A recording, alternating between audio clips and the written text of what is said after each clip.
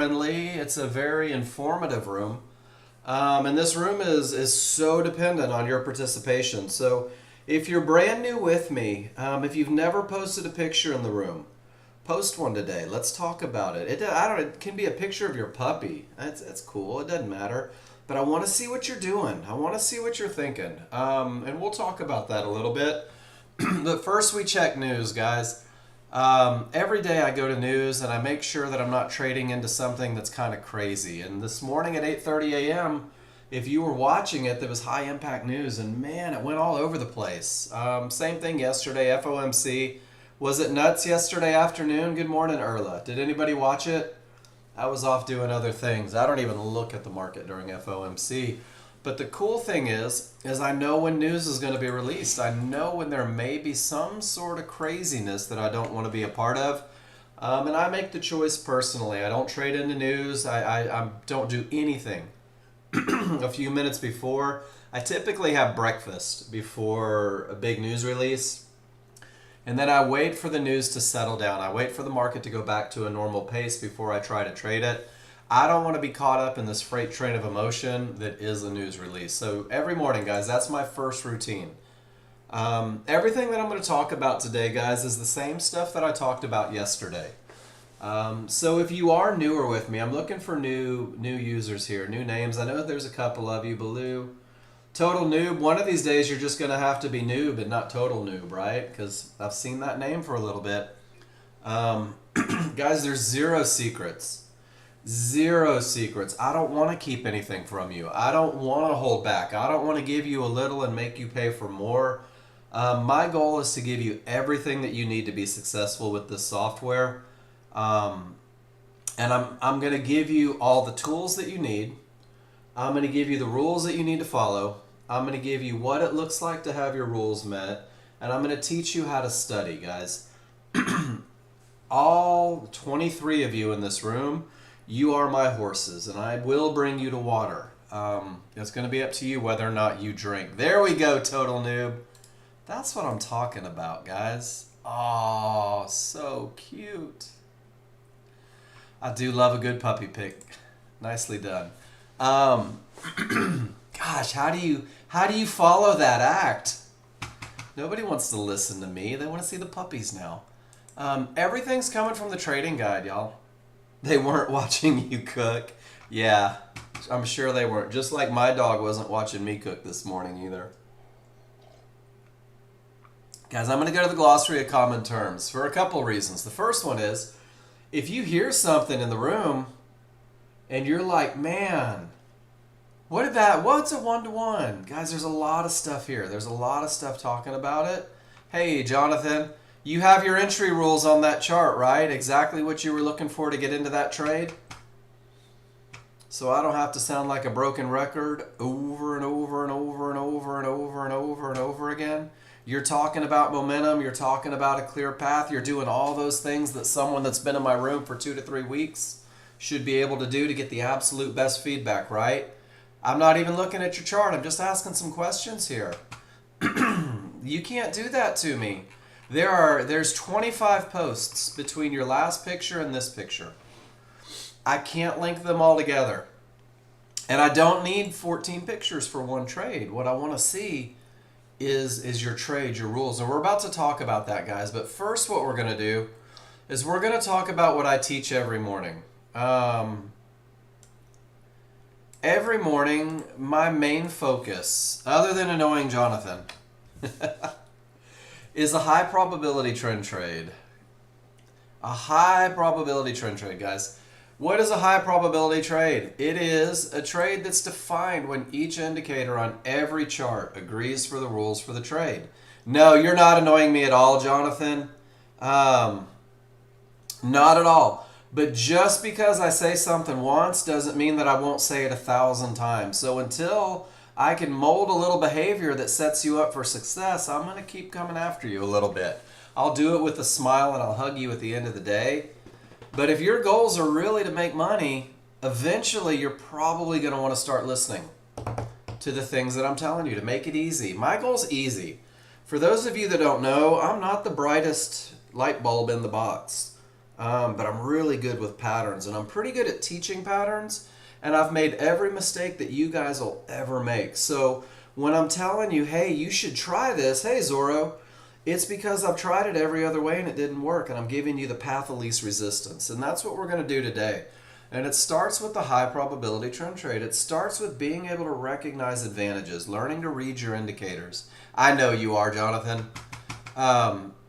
And guys, I got to tell you right now, once I get comfortable with you, we'll poke fun a little bit. We'll have a good time together. Trading doesn't have to be this serious, stringent, white-collar business world kind of thing, guys. I'm not a white-collar sort of dude. I'm an HR nightmare, but I'm good at what I do, and I firmly believe that. And I'm good at getting you to where you want to be. So if I poke fun, stuff like that, guys, it's just for fun. If I ever upset you, send me a message. Say, Mark, stop having fun with me.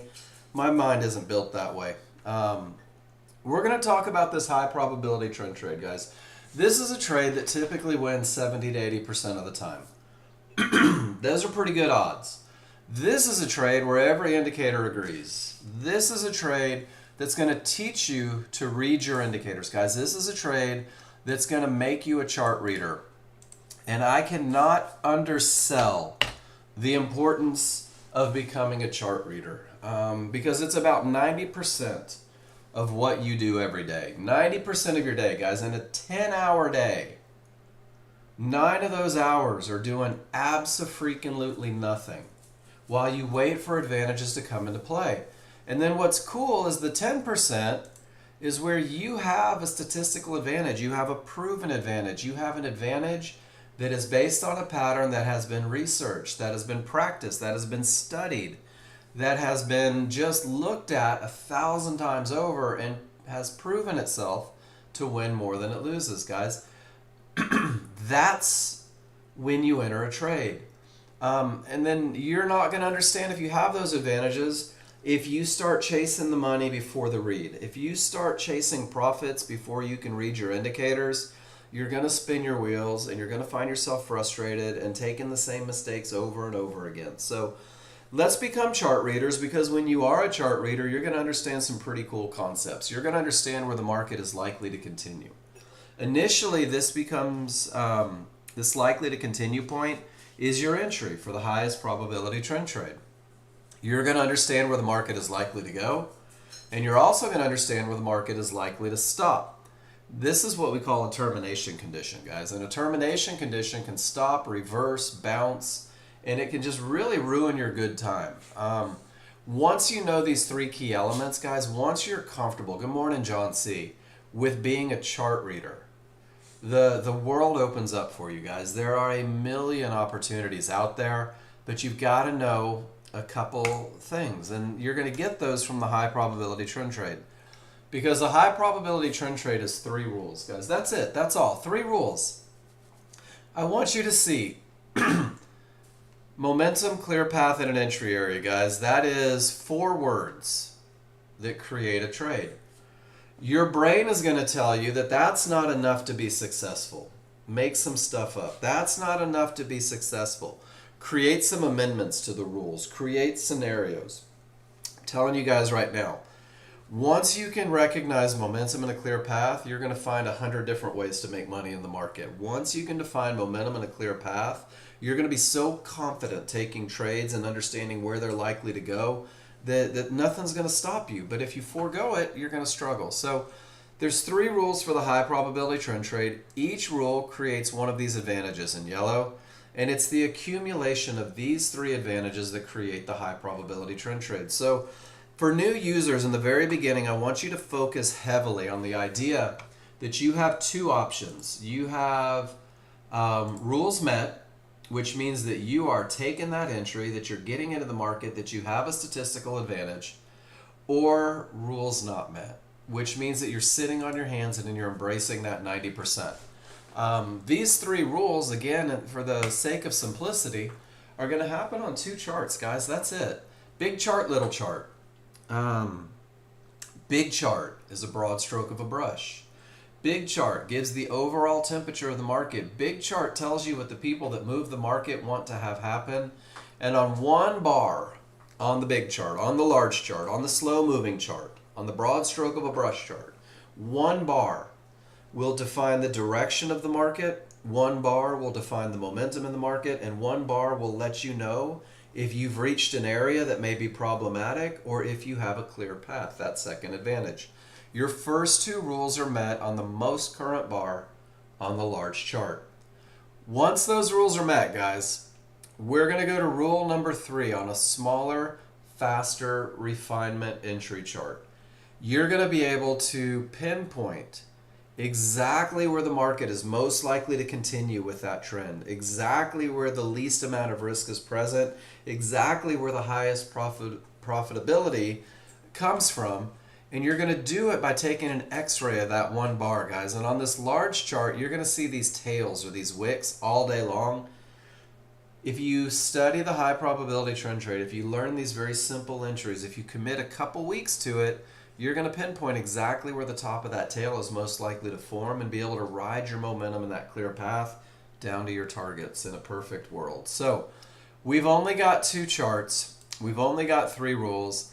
And guys, this is where I'm going to go a little further this morning. We're going to talk about how to get to where you want to be ASAP. And there's 2 types of people in this room. You have people that are like me, like I was when I started. And my brother, the same guy that wrote the software, the guy that owns the company with his wife, the gentleman who's been teaching people to day trade for almost 3 decades, told me, Mark, if you want to get to where you want to be the absolute fastest, you've got to post pictures in my classroom. You've got to give me the opportunity to give you feedback. The whole goal is to know whether you're doing things right or wrong, whether you're reading your charts correctly or incorrectly. And he wasn't able to help me if I didn't post in the room. I skipped it because I'm kind of a big deal. But guys, if you post your trades in class, and here's the deal. I don't want you to just post a picture, right? Anybody can post a picture in class. I need you to tell me why. I need you to grab your TechSmith capture and take a picture of both of your charts because it's a 2-chart process. And when it asks you to take a picture, I want you to do it. And it's going to give you this screen capture, guys, and there's arrows. And you can draw an arrow, right? And there's a shape. You can show me your entries. You can show me your exits. But the most important thing that you can do, guys, the most important thing that you can do is click and drag on this call out button and make a text box. Don't cover up what you're looking at. And say, Mark, this is my read. And I want you to revolve your read around what we talked about each and every day. I want you to describe the momentum on the large chart. I want you to describe the path, whether you have a clear path or it has the potential to break from the large chart. I want you to show me your entry and your exit and tell me why. And guys, writing your rules on your chart, writing your chart read on your chart, talking about what you see and why you did what you did is how you're going to get to that next level. If you keep jumping in and jumping out and you don't have any freaking idea what you're doing, you're going to convince yourself that you're amazing. You're going to convince yourself that you're consistent. And the second you go live, every emotion that you've ever felt in your life is going to flood. And you're probably going to take a whole lot of losers in a row. So you need to tell me why, guys. Tell me what you're doing, why you're doing it. Show me where you're doing it. Show me where you have momentum. Show me where there's a problem area. If you go through this drill, if you start practicing this drill right now, day 1, or if you start amending your ways, week 3, week 4, and you do this, by the end of a couple weeks of pictures and conversations, guys, you're going to know exactly what it takes to get you in the market, and you're even going to start understanding what it takes to get you out. So every time you mark up a chart, I'm going back to the puppies because these guys are freaking cute. Click copy.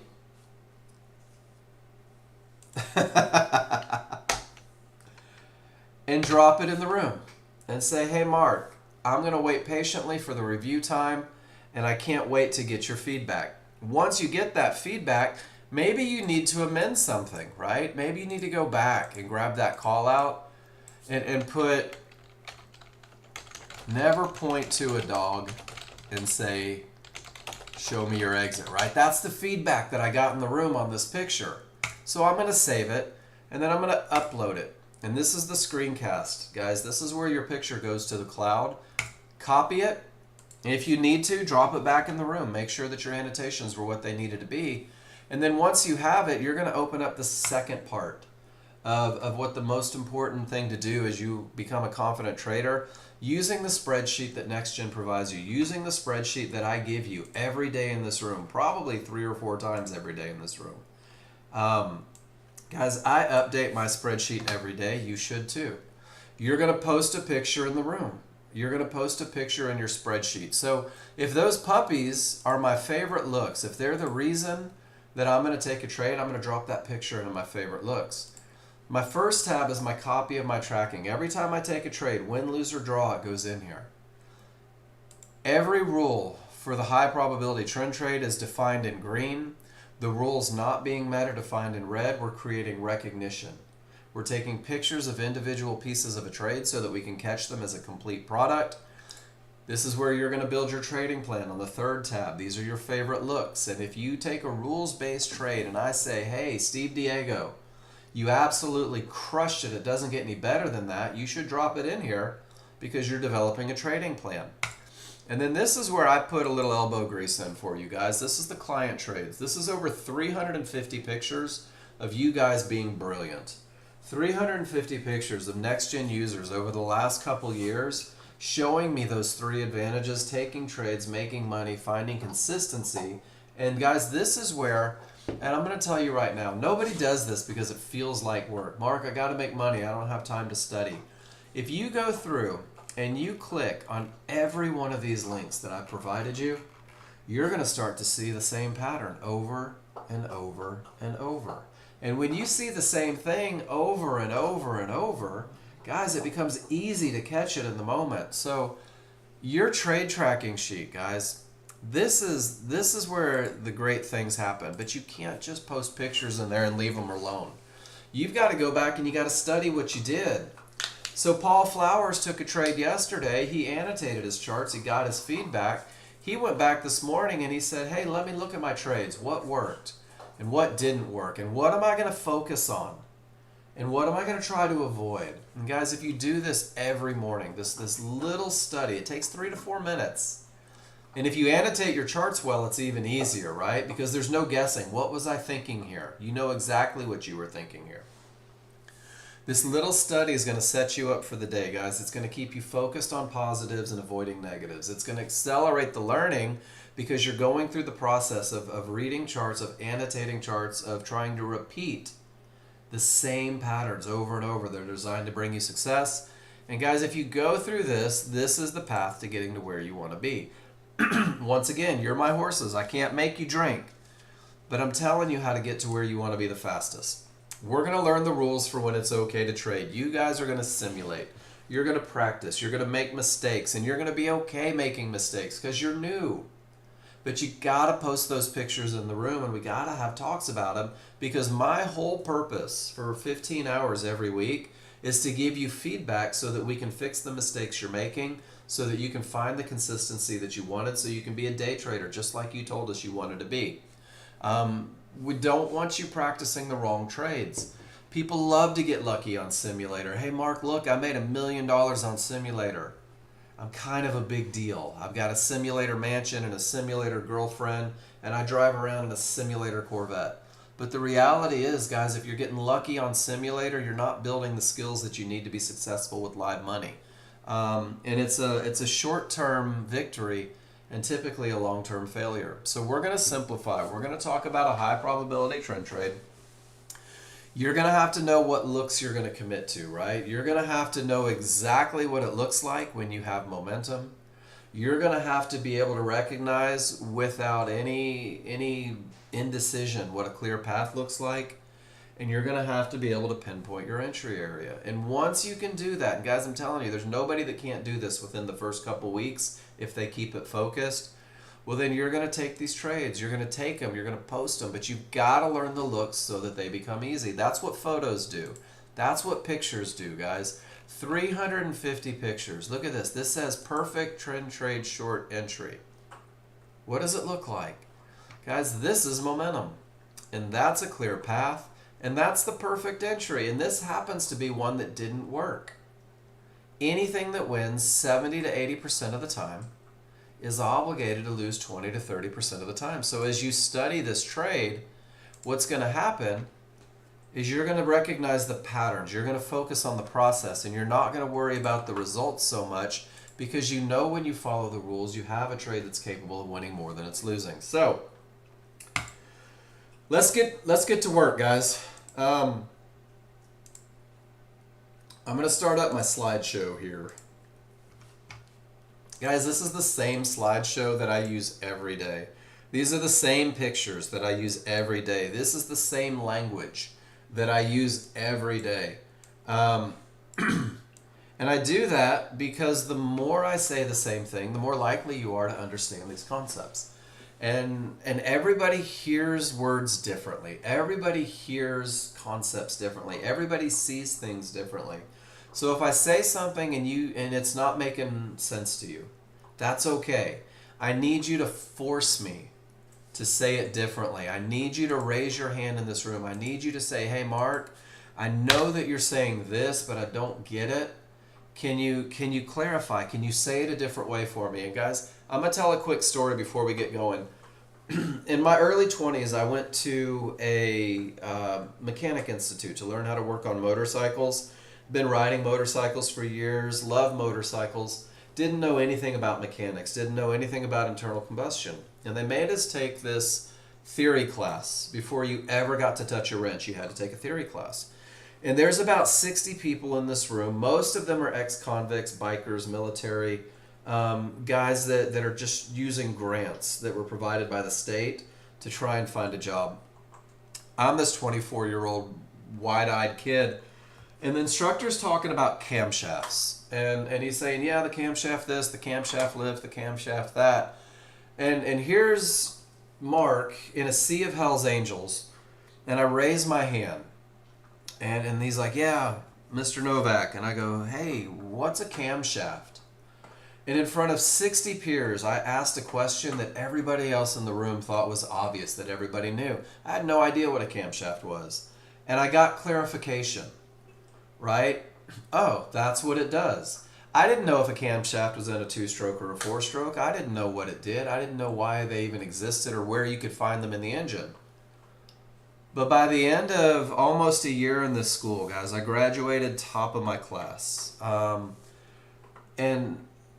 if I didn't take the time to ask the questions, if I didn't take the time to seek clarity, guys, I could have been like any number. There was about a 70% dropout rate, because people just didn't get it, or didn't want to get it, or didn't want to do the work, or didn't want to focus, or didn't want to ask questions. And guys, anything is learnable, and I'm giving you the path to learn it, but you got to be willing to ask questions. Total noob, it was the greatest question I ever asked, because it taught me such a lesson. It was a life lesson for me. The only people that don't get answers are the people that don't ask questions. So ask those questions, guys. Keep it simple today. Let's focus on only 2 charts, big chart, little chart. Let's focus on only 3 rules, creating 3 advantages. And the first advantage comes from strong triggers on the large chart, guys. The first advantage is the advantage of momentum. And on my large chart, this will be your large chart. If the background is green, the market's going up. Your path of least resistance is to go up with it. The same is true when it's red and it's going down. Down is typically your best choice. As a brand new user, you should never fight that trend. You should never fight the large chart. When my background is green and everything is going up, let me get my pew-pews here, laser pointer. My small triggers, which are these solid 2 lines, and my large triggers, which are these dashed 2 lines. Guys, these are moving averages. This is a fast moving average. This is a slow moving average. For you engineers that have to know what you're looking at. Doesn't matter. You don't have to be able to build a clock to tell time. When the small triggers are up and they're above the large triggers, guys, when the large triggers are widening, when the small triggers are above, this equals the odds are favorable for the market to continue up. In a downtrend, smalls below the large are widening, space between the 2. The odds are favorable for the market to continue down. Odds favorable momentum, guys. That's our battle cry. Strong triggers provide odds favorable momentum. Odds favorable momentum means that the odds are favorable for the market to continue up or down.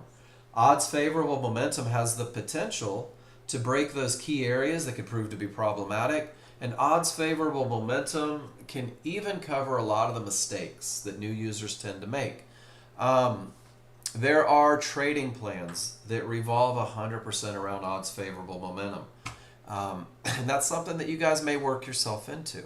But strong triggers lead the way, guys. Strong triggers are the best of the best. Strong triggers are when I'm going to use a smaller chart to buy Fibonacci support. Looks like one of those tails. I'm going to pinpoint exactly where that tail is most likely to form, or where I'm going to sell Fibonacci resistance on that smaller, faster chart. Again, it looks like a tail, but using that two-chart process, I'll be able to pinpoint exactly where that tail is most likely to form. I like to use it because some of us are visual, right? Let's draw a picture this morning. Guys, I'm going to slow roll through the lessons today. We're going to do a lot of talking, a lot of visual, a lot of stuff going on. Guys, these are my small triggers. That's the top blade of my scissors. These are my large triggers. That's the bottom blade of my scissors. When my scissors are open, ladies and gentlemen, I can cut. I can get work done. Scissors open is strong triggers. But here's the deal. Those scissors close eventually. Whoops. And when they close, guys, you can't cut. When scissors are closed, you can't get any work done. All you can do is stab at it a little bit and hope for the best. So, two options, guys. Wide open trigger, space between the two. That's your best of the best, guys. And your advantage goes from the point of separation where the colors match, where everything is wide and angled, all the way until it closes. And this is your high probability trend trade range. When the small triggers work inside of the large triggers, when those scissors close, we call this weak triggers, a weakening of the trend, a slowdown, and anything can happen up or down. Embrace the language, guys. You can either have odds favorable or you can have anything can happen. Let it be that black and white in the beginning, and what happens is you begin to embrace the idea that this momentum creates a huge advantage. And if you go back and look at the live market, when those triggers are their absolute strongest, when the separation is huge, get in the habit of circling tails, because this is how you're going to study. You're going to be able to come back and circle these tails, and eventually we will go to a smaller, faster chart and see how they lined up. But right now, the only thing I need you guys to give me a why in the room, to let me know that you're comfortable with, I'm going to take everything off of this chart. Give me a why and just tell me. Say, Mark, absolutely. Odds favorable momentum is not difficult for me to recognize. Odds favorable momentum, I understand that it creates the advantage of momentum. And guys, the flip side of that is if it's a no, if you're like, man, Mark, what the hell are you talking about, odds favorable momentum? Then I need you to let me know. Come on, indicators, come up. The S&P tends to go a little slower, but I'm pulling everything off. I'm pulling all the noise off right now, guys. I should have done this on crude oil. And that is going to be your look. And we're going to come back and snap a picture of it. But while that's loading, I'm going to remind you guys that odds favorable is not an all-day endeavor. The strongest of the strong are awesome. Hey, Dwight. And we're going to look to sell Fibonacci resistance. And when one line of those small triggers works its way inside, you're going to say to yourself out loud, so you scare the dog, my momentum is slowing. My trend is slowing down. And as you become a chart reader, you still may find opportunities. And when those small triggers work their way inside of the large triggers, you're going to say, my momentum is gone. Anything can happen. I don't know if it's going to go up or down. I don't know if it's going to push. And guys, when these weak anything can happen triggers hit an area, these areas are more likely to hold. This is when those termination conditions, those likely to stop areas come into play. And that kind of takes us to rule number 2, but I'm going to go back to this bad boy. Let's take a picture together. Let's use our capture software. And let's mash that big red button, guys, and take a picture of this screen. Just click on the screen. We're going to grab that picture, and this is what I need all of you new kids doing.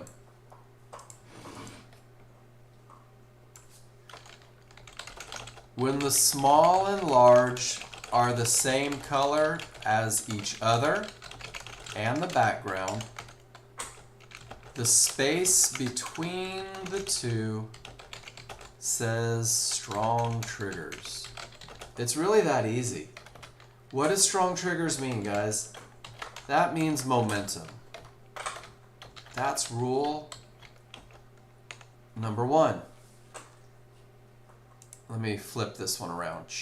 There we go. We're identifying the gap. We're identifying the look. And then let's just go one more here. When I have odds favorable momentum on the large chart, I will look to buy Fibonacci support on a small chart, or Fibonacci, we'll spell it out, resistance on a small chart. It looks like tails on the large chart. So guys, what I've just done is I've taken rule number one and I've identified it visually. And this is important because you have to learn the looks so they become easy. I've pointed an arrow to the separation. I've also drawn circles where potential entries are. Guys, you could even go one further and you could say these are weak. No momentum. Rule one not met. And without taking a single trade, ladies and gentlemen, without entering the market, without having to manage a trade, without any anxiety, no fear, no trepidation, I have identified rule number one being met. I've talked about what it means to me, and I've also identified rule one not being met, those weak anything can happen triggers. Your job is to upload this picture, and if you're trying to get these concepts down, if you're looking for confirmation that you're studying correctly, well then you got to drop that picture in the room. And if you're comfortable and confident that that is in fact those strong triggers, drop it in your strong triggers. And if you know without a doubt that's exactly what weak triggers looks like, then paste it in there. Call it weak. And what happens, guys, is this second tab is where you're going to get brilliant, where you're going to become a chart reader, where you're going to be able to focus on these individual pieces so that you can put them together to create an entire trade. So what I'm going to do is I'm going to put the indicators back on here, and we're going to go to rule number two. And rule number two is going to keep us from trading into areas that may stop the market. Rule number two is designed to make sure that we have a clear path. We do that with no termination conditions in the way, guys. No areas that may stop the market. Rule number two, termination conditions are Fibonacci-based areas that may stop the market. That word may is super important because nothing is ever guaranteed, guys. There are no guarantees that it will stop the market. So what you're going to do is a little comparison. You're going to say to yourself, when I reach a line on the large chart, when price reaches a line on the large chart, these are where the people that control the market are going to make decisions. This is where buyers buy and sellers sell and profits are taken and fights happen, guys. And you'll see it all the time. You'll see this indecision around these key areas. We're going to use the trigger lines. We're going to use the same trigger lines that establish momentum, and you will know whether these areas are likely to stop the market. You're going to understand whether these areas have the potential to break, or if they've broken and we're looking for high probability trend trades rules to be met. I'm going to give you guys this picture. It's a little map for you if you're curious about the areas. And we're going to go through and we're going to let it be really simple, guys. First, price reaches the area. Everyone can see blue Fibonacci support. Price reaches. Price bars come down, reach the area, and there's potential decisions being made. When price reaches an area, the only thing I need you guys to do is ask yourself, where are my triggers?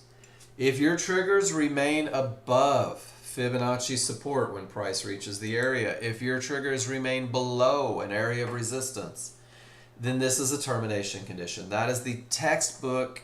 This is a termination condition. No more long trades into that area.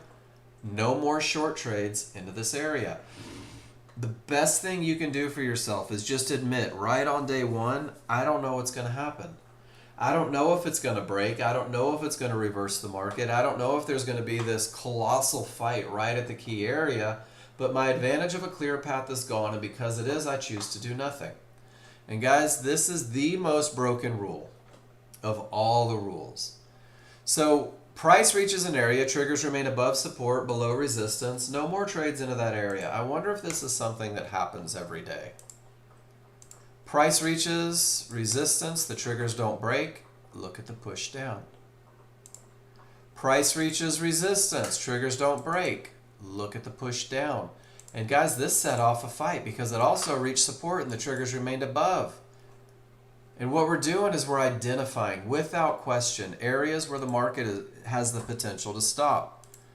It happened right here at 1-to-1s. It's happening again at support. It came right off of a divergence high here. Over and over and over, guys. If you look at the market, resistance, support. If you scroll back, resistance. Pulls back to resistance, continues down, hits these 1-to-1s. There's a huge bounce. Guys, the recipe is consistent, and the recipe is designed to keep you from trading into areas that may stop the market. So that is the most basic form right now, guys. Price reaches an area. If the triggers remain below resistance, above support, no short trades. Well, areas break, guys. And areas typically break with odds favorable momentum. So just second look. If price has already reached, the triggers remain above, you're in a holding pattern, but those small triggers continue through. They smash through that area with odds favorable momentum. Now we're looking at a line on a chart that has the potential to break, because momentum has the potential to break areas. But with only the smalls through, it's not a clear path yet. It only has potential.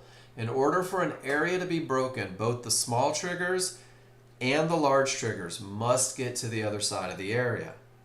Now the area is broken. Now I have odds favorable momentum. Now I'm looking for an entry on my smaller, faster chart. Price reaches a divergence high. None of the triggers break. We're sitting on our hands. Small triggers absolutely smash through with odds favorable momentum. Our ears prick up. It has the potential to break. But when the small and the large get to the other side of the problem area, that area is now broken. And that broken area says, hey, let's look for momentum. Let's look for our rules to be met. Guys, if you don't believe in termination conditions, price reached this Fibonacci area, and look at the untradeable bounce. And the triggers never made it above that fib, and look at the untradeable bounce right back to the fib. You guys that have traded for a while, if you've ever had your ass handed to you in consolidation, rule number 2 is a great way to avoid letting that happen again. If you simply wait for the clear path, it creates a giant advantage. Is everybody good with what we're talking about right now? If price reaches the area, in this case a divergence high, here's a pivot with a loss of momentum. That's what creates that magenta line.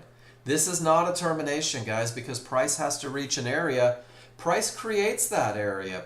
Momentum lags behind price. We don't even see this line until about 3 bars down. But when price comes back and reaches a divergence high and the triggers remain below, it's a termination condition. If price trades above and back below, it's a pivot stop out. And pivot stop outs, the rules in the manual say no more long trades into that area. Resistance, triggers below, look at the bounce. 1-to-1s, triggers below, look at the bounce. Guys, it's consistent and it's designed to keep you safe. Price reaches yellow 1-to-1s, triggers remain above. It bounces between 1-to-1s, resistance, 1-to-1s, and then it finally breaks out of that range. This looks pretty familiar, right? Support, triggers above. There's the pivot with a loss of momentum. It becomes a pivot stop out, triggers above. No more short trades. Guys, lines on the large chart are where problems happen. Lines on the large chart are where decisions are made. Lines on the large chart keep you from trading into areas that may stop the market. Is everybody good with that? Can you give me a why in the room? We're watching it happen over and over, right? So what do we have to do? We have to piece together strong triggers with a clear path. And guys, it's the lines on the large chart that are going to give you a little bit of funk. On the small chart, it's an entry chart. The small chart's a refinement chart. The small chart has 15 to 30 bars on it for every bar on the large chart. So if the large chart is changing, but you just can't see it because it's slow moving. Let me show you a cool picture that kind of identifies it. Where'd it go? There it is. This is a good one. Sometimes the market is caught in between areas and it reverses like it bounced off a brick wall. Sometimes it even has odds favorable momentum and it just shoots down. This slow moving chart, it's slow to show you that potential change. So this next termination is the only time I'll use a small chart to define a termination. This is the only time. If I have odds favorable momentum on the large chart, if I have a clear path on the large chart, the only thing that's going to keep me out because of termination conditions is 3 divergences in the same price range. It may terminate the trend. 3 losses of momentum in the same price range. 3 cyan, light blue lines from a low. 3 magenta lines from a high, guys. This may terminate the trend. May is a very powerful word. It's not guaranteed to terminate the trend. None of these are guaranteed to terminate the trend, but your advantage of a clear path goes away. Becomes more powerful when the small triggers are inside of the large triggers, that anything can happen look. Momentum is momentum no matter what size chart, guys. It can be a range chart, a day chart, a month chart, a year chart. It can be a stock chart. It can be a crypto chart. Momentum is consistent. On large charts, termination conditions are consistent, guys. And this 3 divergences becomes more powerful still when it creates that head and shoulders pattern. That final pivot is higher than the previous, and that final pivot is lower than the previous. And you're going to see this look at a low or this look at a high when your large chart can't seem to give you that information quick enough.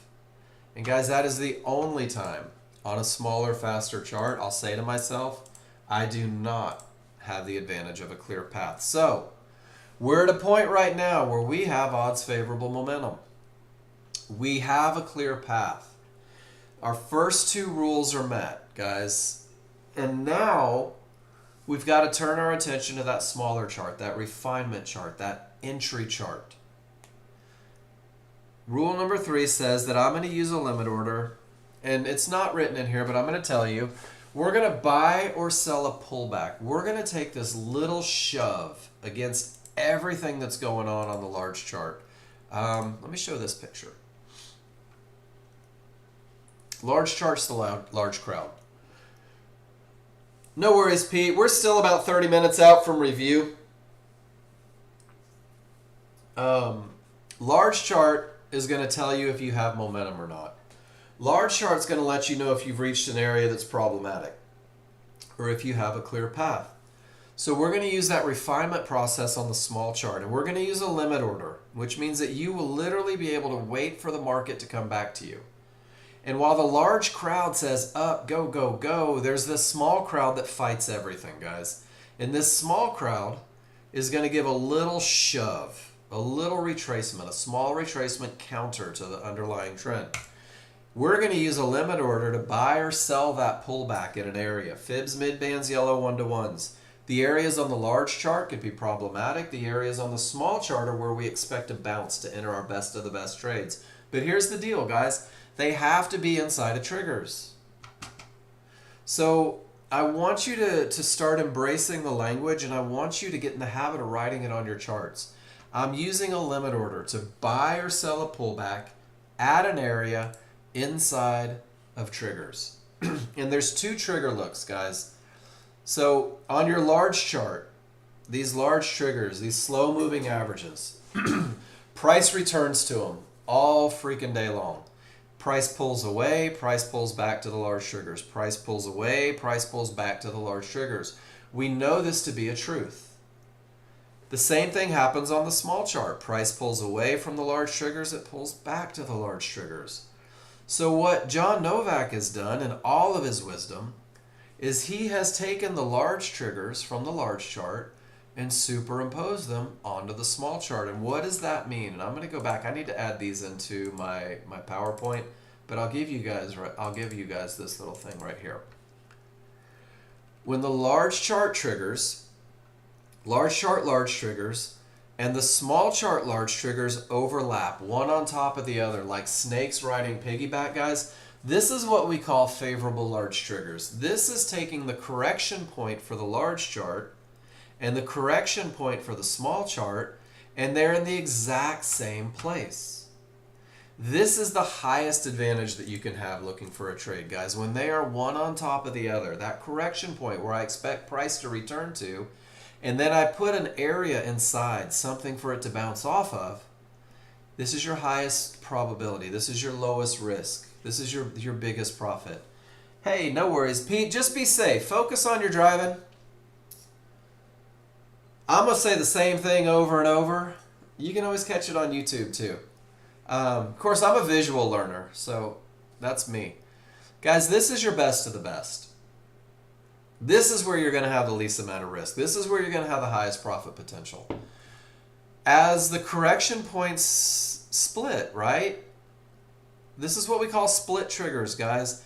I've got an area on the small chart where the price bars may correct to, but it doesn't line up with the area on the large chart where the price bars may correct to. And these split triggers are going to create indecision. And these split triggers are going to make it harder to pinpoint exactly where the market is most likely to continue. My rules say that I have to have an area inside a trigger. So at least if only one of them has an area, I can still pick the area inside of triggers. But sometimes your areas are going to be hovering in the middle of nowhere, guys. And this is such a common look. This is such a common look associated with a pretty low win percentage. When I have two correction points, when my large chart and my small chart correction points are so far apart, when there's absolutely no areas inside of the triggers to create a bounce, guys, it's a crapshoot. It's a guess. You have absolutely no idea where that market is most likely to continue. You have just enormous risk, and your accuracy is just garbage. And guys, that's not the path to becoming a successful, consistent trader. So as a brand new user, focus on these favorable large triggers. And what's going to happen is when the large chart says up, when the large chart has momentum, when the large chart has a clear path, the same way we went back and circled these tails, guys, if that circle lines up with an area inside of favorable large triggers, if that area lines up with an area inside, or that pullback lines up with an area inside of favorable large triggers, you know you have a rules-based trade. You know you had the advantage of momentum. You know you had a clear path. You know you had an area inside of triggers for a bounce. And guys, this is the picture that you need to take. And you need to write your rules on it. And you need to drop it in the room and make sure that you were reading it correctly. And you need to share it to that screencast. And you need to open up your spreadsheet. And you've got to drop it in your favorite looks. And you've got to just say something clever like, don't miss this. It is perfect. And you're building a trading plan. And you're creating recognition. And you're identifying exactly where the market is most likely to continue. And guys, it's a pretty simple recipe. When everything says up on the large chart, this is for a long trade.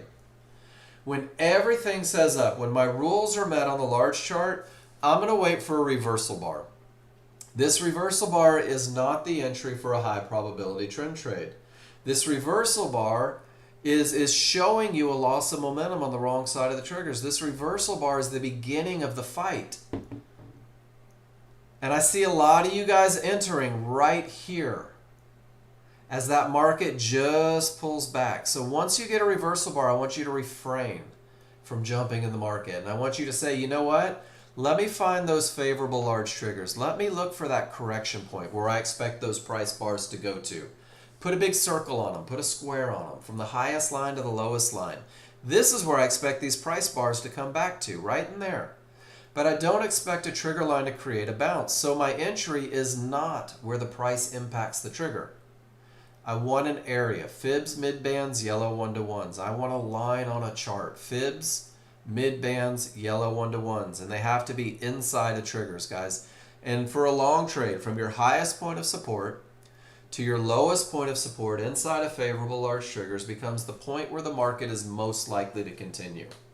This is where your best entry happens. This is where your least amount of risk happens. This is where your highest profit potential happens.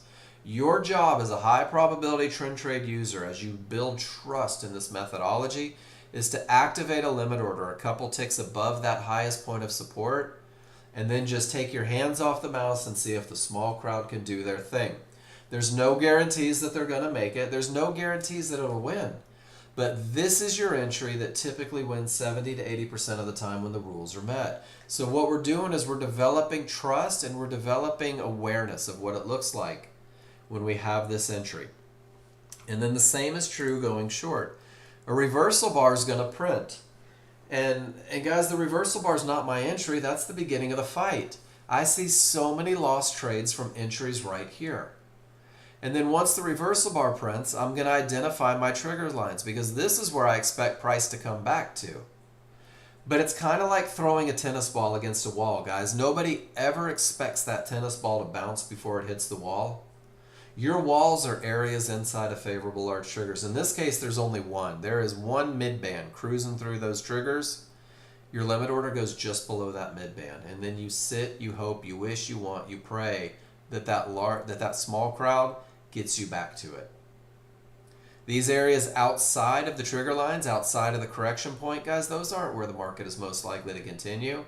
That's on the wrong side of everything.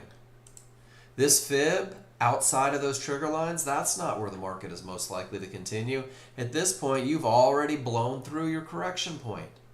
It's the areas inside it. Guys, if you give me a week or two studying this entry, getting in at the lowest point of resistance inside of favorable large triggers, getting in at the highest point of support inside of favorable large triggers, then you're going to know exactly where the market is most likely to continue. Which means that you also know where the market shouldn't go. And that's where your first stop placement goes, guys, outside of the window of opportunity, 4 to 5 ticks above those triggers.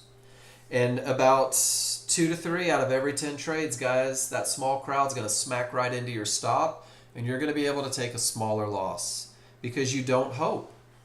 You know exactly where the market is likely to continue. You don't wish it would go up from way down here. You say if it goes through the best entry, they can take my money. I'll wait for the next best entry. Because once you study this methodology, once you go back and practice it a little bit, you'll be absolutely floored at how effective it can be. And if you're waiting for those pullbacks to areas, guys, it gives you the highest profit potential. New users are like, but Mark, I'm only 5 ticks from a fib.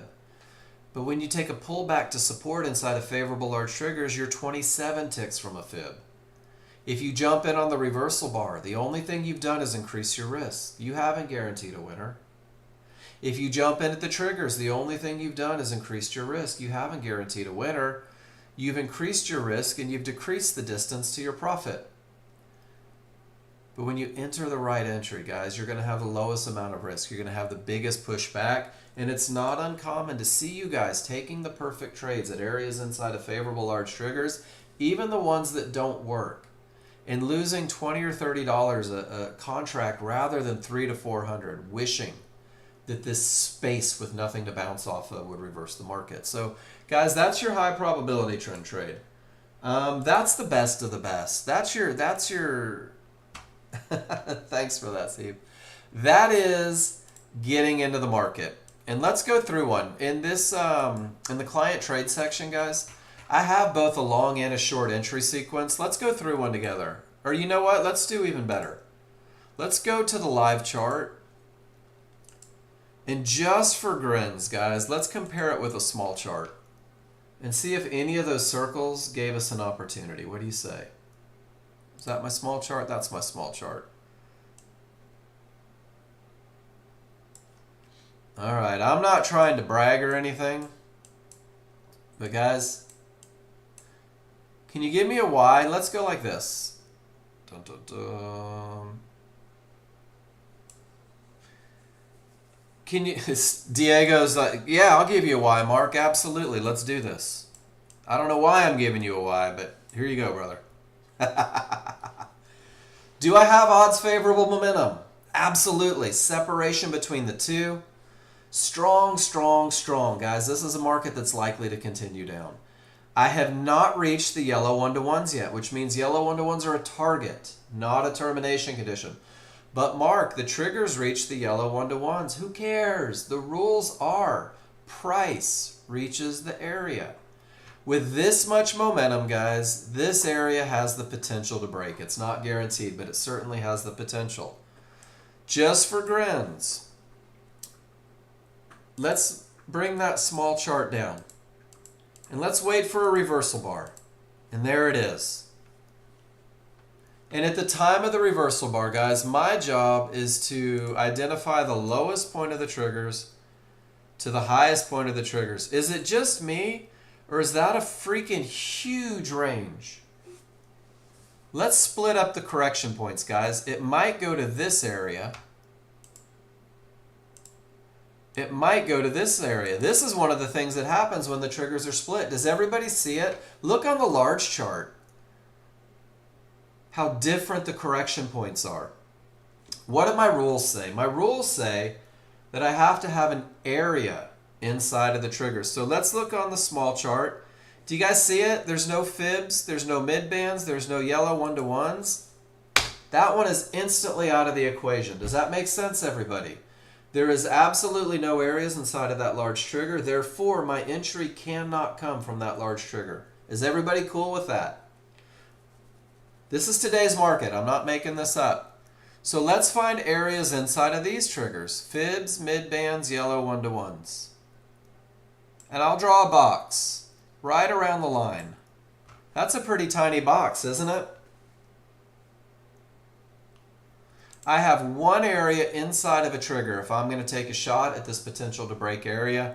Guys, my job is to right click and to sell limit 2 and keep it about 2 ticks below that line. And if the market comes back, I'm in a short trade. I'm in a short trade with all that momentum. Oh man, I'm in a short trade with my rules met. I'm in a short trade with all sorts of potential for victory. And guys, once you pinpoint where the market is most likely to continue, once you pinpoint that area, guys, it's going to set you up for a million other opportunities. But you've got to be able to get through this one on your own. So large chart leads the way. Large chart says momentum. Large chart says clear path. Large chart says it's time to look for an entry. Turn your attention to the small chart. Small chart says here's a reversal bar. Don't jump in, and we're only signaling the beginning of a pullback. This is the fight. So once I get the reversal bar, I'm saying where are those triggers? Those triggers extend from all the way up here to all the way down here. That's a lot of room. So let me break it down. Let me refine it. Let me reduce my risk. Let's find the areas inside of those triggers. From yellow 1-to-1s to that mid band, guys. This black box represents the point where the market is most likely to continue. The window of opportunity. The woo, Ric Flair, right?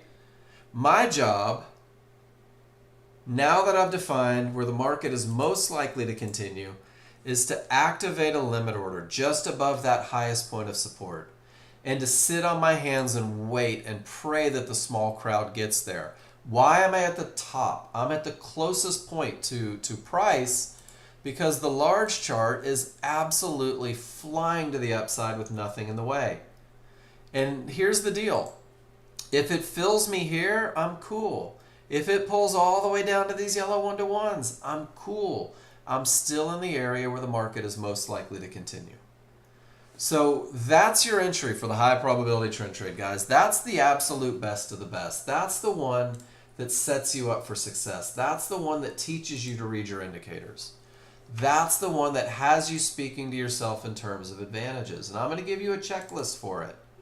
Here's your checklist for the high probability trend trade, guys. I've never in the history of this checklist had anybody do worse than 70%. These are the conditions that need to be met. These are the wording for the advantages, for the rules. These are the same rules that you should write on your chart. As you begin, as you're studying these rules, I'm also going to give you the same checklist with pictures of what it means to have these rules met. Is the market coming from a good top or bottom? Guys, that's a fancy way of saying did a termination condition reverse the market? Because if decisions were made here to reverse the market, this trade is more likely to win.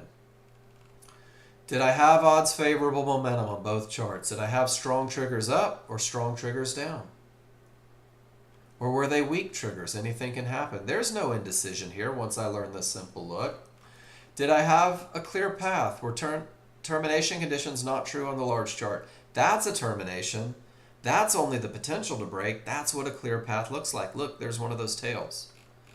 And how do I define exactly where I'm getting in, guys? So I'm giving you the checklist, both with and without pictures. Print out the one without pictures. Put it on your desktop. Take your most delicious crayon. Purple seems to be the favorite. And make sure that you're checking off yes on every one of those each and every time. But Mark, I'm not sure of if I have strong triggers. Mark, I don't know if it's a termination condition. Well, guys, this is where the most important thing I give you happens. This is the chart reading 101, guys. So remember when I told you that I did it wrong? Remember when I told you that I fought the process, that I didn't stick to the path? If I had done this, like my brother told me to do this, guys, I wouldn't have blown out $5,000 in 2 hours. And I did, and it was ugly, and I was sad. And honestly, I didn't have the $5,000 to lose back then when I did it. In order to get to where you want to be, guys, you've got to be able to recognize some looks and patterns quickly. You've got to be able to process these things and put them together. You're not going to get it by taking 1,000,000 trades. You could take 1,000 trades and not learn a thing because you don't have any idea why you did it. So if you go back historically, the same way we went back historically, and you take 25 pictures of strong triggers, and you take 25 pictures of weak triggers, guys, and you put them in this 101 section, you're never going to wonder if you have the advantage of momentum or if that advantage is gone. The same is true. You'll never wonder if it's a clear path or if you're trading into a termination condition. And if you take this 50-50 look, you'll never wonder if it only has the potential to break or whether it's actually broken. And if you take the pictures of the entry areas, guys, the ways we just did it, you'll never wonder if you have a high probability trend trade entry. But you can't just take pictures. You have to write why. Why is it strong triggers? The same way we did it. What does it mean to me? What rule does it pertain to? When I'm looking at a live market, can I go back to that live market and can I identify in a moment's notice, guys, do I have strong triggers to the downside? What do you guys think? You should be scrambling to your keyboard to put a Y because the small are below the large and the large are wide. And who cares about this little hitch? The smalls are below the large and the large are wide. Do I have a clear path? Every one of you has to be able to put a no at a moment's notice. Every one of you has to say, Mark, the small triggers are through, but the large triggers are not. This will never, ever be a clear path to me. This is nothing more than the potential to break. And if you get these very simple looks, you can come over and say, do I have an area inside of favorable large triggers? You had quite a few of them, but you didn't have a clear path. And I'm going to give you a plan that says this little blue line is going to ruin your day if you get in at those one-to-ones. I'm going to give you a plan for that. But guys, you've got to take these pictures and you've got to be able to understand these things in the moment. And Paul Flowers, I don't know if your yes was for momentum or if it was for the clear path. But if you put yes for a clear path, and just play along with me real quick, Paul. If you put yes for a clear path, then the most, yeah, that's what I figured because I know you've done a lot of study.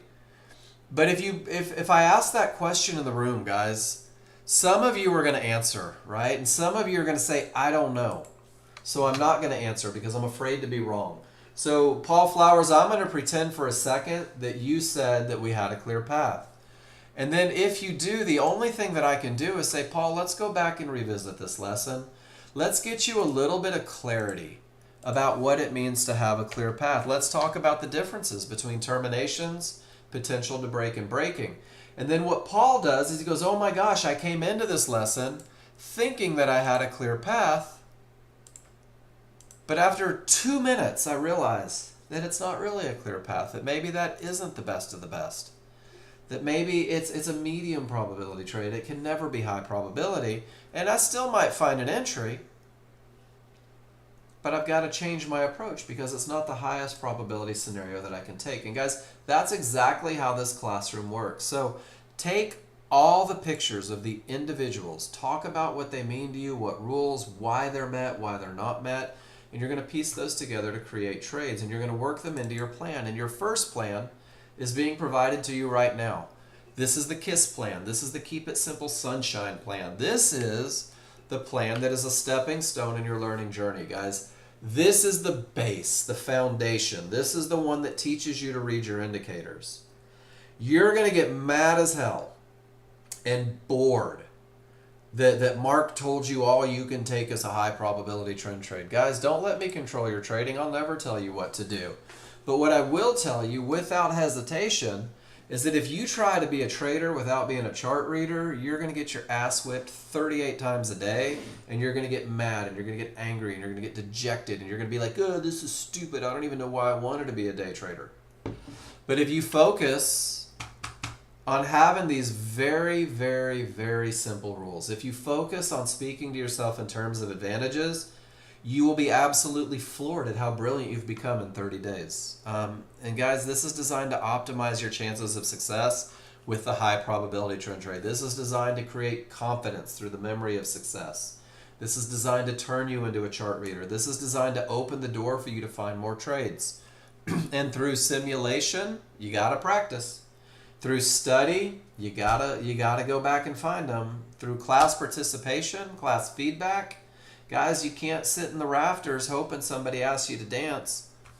And through continuous practice, through practicing the same thing over until it's muscle memory, you're going to make a plan that fits your needs. And it's going to be based on your ability to read the charts, guys. So the simple plan for consistency, the easiest way to avoid, I would say 70% of the most common mistakes new users make is to never fight the large chart, guys. And there's this old book that my brother wrote, and it's called How to Commit Financial Suicide in One Easy Step. Trading against strong triggers. Trading against the momentum that's created by the people that move the market is the number one fastest way to give all your money away. The second one, chapter 2, is trading in determination conditions, trading into areas that may stop the market, believing that they're magically going to break for you. When the rules say that if the triggers aren't through, it's not broken. And guys, how many times can you try to go short and get stopped out before you get sick of it? How many times can you say, but Mark, I had momentum, even though it reached the line to the tick, be amazed, and headed the other direction? Well, when I couldn't go short, I tried to go long directly into a termination condition. And then I tried to go short again, but it bounced against me and I gave all my money away, Mark, and I'm so angry, and the software doesn't work. And no, that's not true. The software is freaking amazing. Best software you'll ever get, but it's like having a $10,000 hammer. If you don't learn how to swing it, you're not building anything. So guys, focus on keeping it easy in the beginning. Focus on having the very simple advantages. Pinpoint where the market is most likely to continue. Speak to yourself in terms of advantages, and you'll be amazed at what you find. And guys, great entries create manageable trades. Great entries give you the least amount of risk. Great entries give you the highest profit potential, but you've got to learn how to do something with that great entry. And I'm going to tell you right now, even on simulator, 90% of this room is terrified to lose money. Even on simulator, most of this room is going to move stops arbitrarily to protect their investment, are going to cut themselves short because they're afraid of giving it back. Guys, use simulator to develop trust. Use simulator to practice. Use simulator to have that testicular fortitude that lets you hold when it's appropriate to hold. And your management plan is the second piece of the puzzle, guys. And I'm giving you the most basic, if-then, no-emotion management plan that I could ever come up with. But it revolves around your ability to recognize where the market is most likely to continue and your willingness to put your stop outside of where the market is most likely to continue. Because I've seen 1,000 charts in my day where people get stopped just below resistance inside of favorable large triggers only to have it bounce off of that area and run 1,000,000 points the other direction. And that was hyperbole. I'm in at the best area. My stop's where the market shouldn't go, and there's nothing for me to do, guys. I'm either going to get stopped out, or all of those advantages that I insisted on are going to give me a reversal bar in the direction of my trend. And if I get that reversal bar, I will reduce my risk 2 ticks above that reversal bar. I won't keep my stop way out here because the market's already doing everything that I needed to do. This is if then. If I enter at the best spot, then my stop goes here. If I don't get stopped out and get a reversal bar, then my stop goes here. There's nothing to do until the next if-then scenario. This is a flow chart. If it hits my first target, that contract comes off. There's $100 in my pocket. I'm feeling confident. I'm feeling good. I'm happy. I just made money. Then I will reduce my risk to 0. I will go to a break-even stop. And this lack of risk is going to give me the courage that I need to hold on for that second target. So if it doesn't stop me out break-even and it goes to my second target, then I'm out of the trade. That's it. No matter what happens next, I'm done. I entered at the right spot. I moved my stops because that's what my rules said to do. I didn't touch my targets because I'm not making adjustments. And I just made $300 on the highest probability trend trade, guys. And $300, a lot of you guys think you have to make $1,000 a day to be a successful trader. $300 a day is $72,000 in your bank from just consistent trading. Not in your bank because there's taxes, but you know what I mean. And then the more comfortable you get with this, the more opportunities you see, guys. And the more comfortable you get with this, the more your management plan is going to change. And you're going to create a plan for management that revolves around your ability to read the indicators. And what you're going to find is that suddenly, let me find a picture. When you're able to pinpoint where the market is most likely to continue, when you're able to get in at that best of the best spot, you might take some quick profits because, hey, we're in this to get paid, right? But your chart reading may tell you, look at the momentum on the large chart. Look at the clear path on the large chart. You know what? I'm going to hold this move all the way down to that fib. I'm going to turn that $300 trade into a $700 trade. And guys, that's exactly what this one did. This was one of my trades. I trade the exact same thing that I teach, guys. I trade odds favorable momentum. I trade a clear path. I trade entries at areas. I typically take quick profits and then I'll hold for the runner if it's appropriate, guys. I don't keep any secrets from you guys. I give you everything that you need to be successful so that it's in one spot. I'm going to give you all of the checklists. I'm going to give you the chart reading 101. I'm going to give you my spreadsheet. I'm even going to give you the PowerPoint that I use every day to teach this class. You have access to every rule, every look, how to study it. You have access to every picture that I use to teach this classroom. So now it's up to you to start studying, to practice, to take those pictures, to enter, to exit, to be willing to make mistakes so that you can reach those goals, guys. Do great things for you. Do great things for the people in your life. Are there any questions about a high probability trend trade? Are there any questions about momentum? Maybe some questions about termination conditions? Are there any questions about the window of opportunity? Are there any questions how to study? When I have odds favorable and a clear path, I can go back and circle a tail. Guys, this is today. I've been talking to you guys. I'm not hand-picking this nonsense, but it sure as hell came back to support right inside of favorable large triggers, and all that momentum took it up forever. Did anybody take this long trade? All I did was circle a tail, right? Let's play together, guys. Did I have odds favorable momentum? Did I have strong triggers? Help me out, new people. Yes, I did. Did I have a clear path? Yes, I did. Hold it. Let's use the language, guys. Did I have a pullback to an area inside of favorable large triggers? Let's be so specific on this one. Can we say yes? Guys, this isn't a picture from 3 years ago hoping to sell you software. This is a picture from like 8:45 this morning.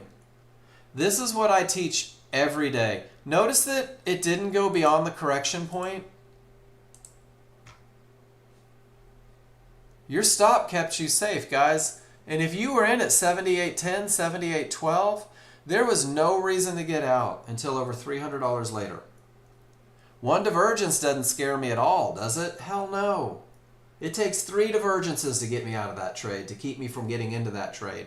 And if this one didn't hit your mid-band, they realized that they forgot you when they came back for you. Guys, you have to take this picture. And then you have to get this picture into your spreadsheet. And you have to say, this is my trade. This is the look that wins more than it loses. This is my statistical advantage. This is 32 flavors of awesome. And go back and study it before you start trading tomorrow so that you never miss that trade. Guys, this is what we do every day. Cindy, what's the difference between a termination and a good top and bottom? What a great question.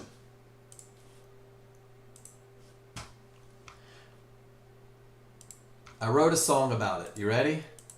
Just kidding. Didn't really read a song about it. But one of the things I'm doing, guys, is I'm building these little blog entries. And I'm trying to create super simple lessons, little one-shot lessons for you guys. So when you're learning termination conditions, right, the recipe's always been the same, Cindy. Price reaches an area, trigger lines stay above support or below resistance, right? This is where decisions are made. So when you're looking for strong tops or bottoms, the first thing that has to happen is a termination condition. Not all termination conditions will turn into strong tops or bottoms. So let me show you what it looks like. Price comes up and it reaches Fibonacci resistance and the triggers don't break. It's a termination condition. Does that make sense? And it will remain a termination condition unless it reverses the market, unless those large triggers go from green to red, at which point this is now a strong top. This is the precursor for the highest probability trend trade that you could ever take.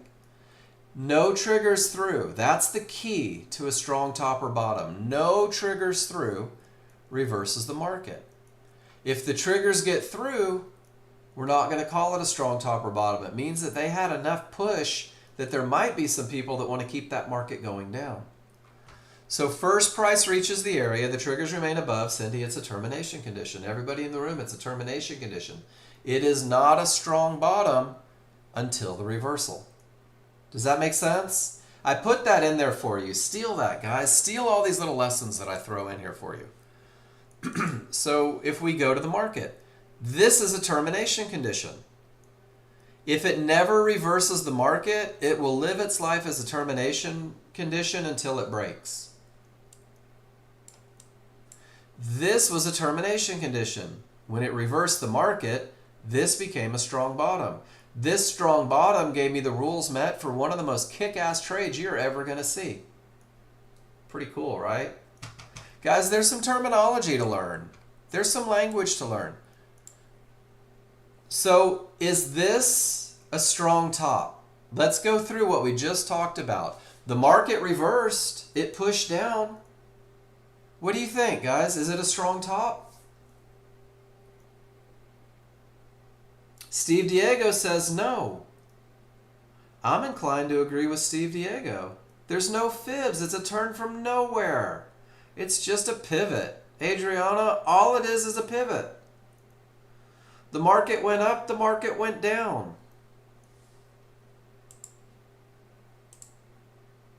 What if it bounced off a fib?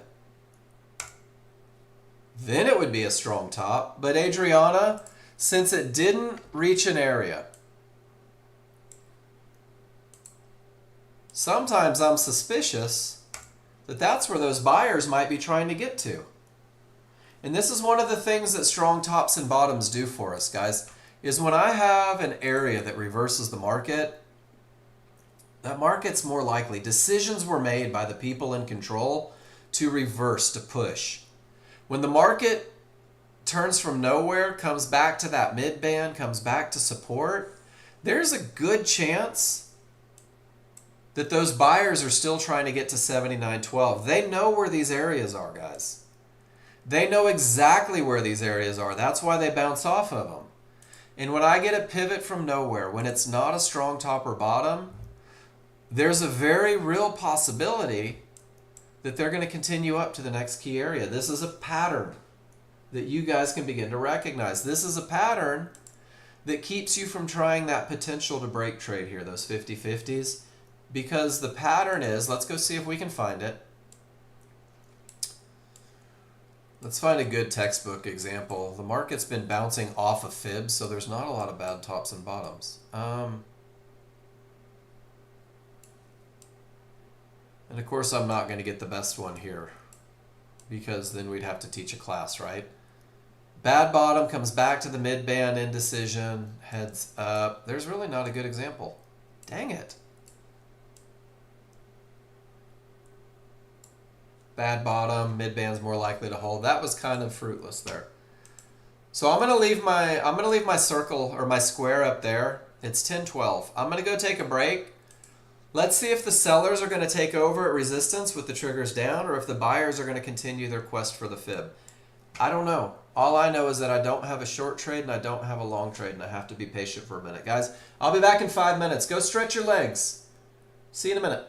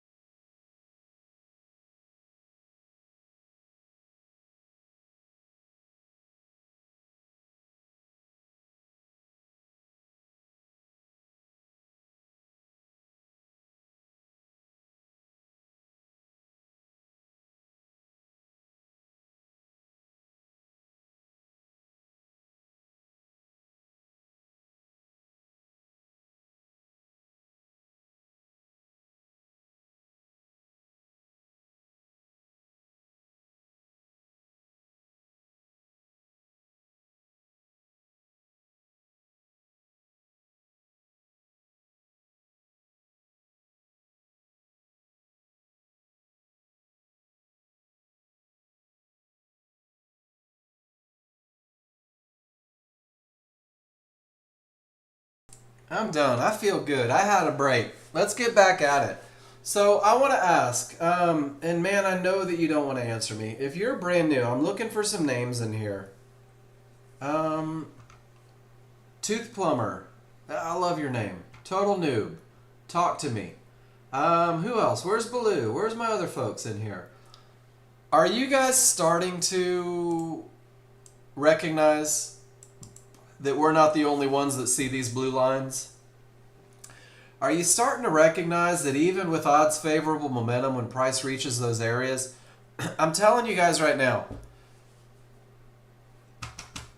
all you have to do is learn how to use the software. All you have to do is learn how to read these indicators, and you're going to be absolutely floored at how effortless trading can be, how stress-free trading can be. And it's pretty cool. Everything is patterns, 100%.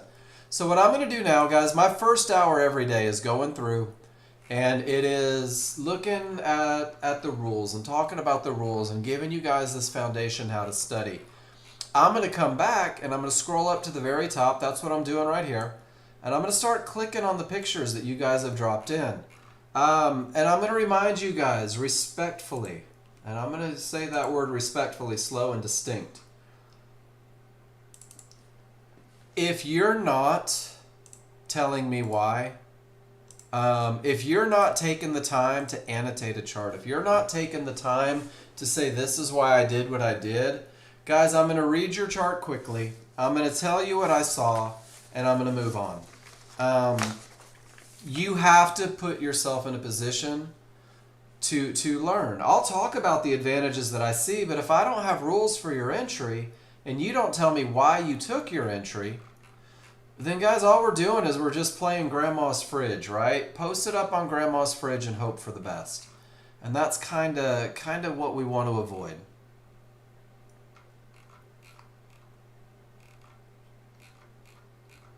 Dun, dun, dun. So let's get in and get started. Pete, let's get going. Pete says, great high probability trend trade. The triggers are up, they're separated, they're strong. Some fib resistance. Oh, Pete, you use the word. I know you're not in here. Should break through. Guys, one of the most dangerous words in day trading is should. It should break through. What does that do? That creates an expectation for the market.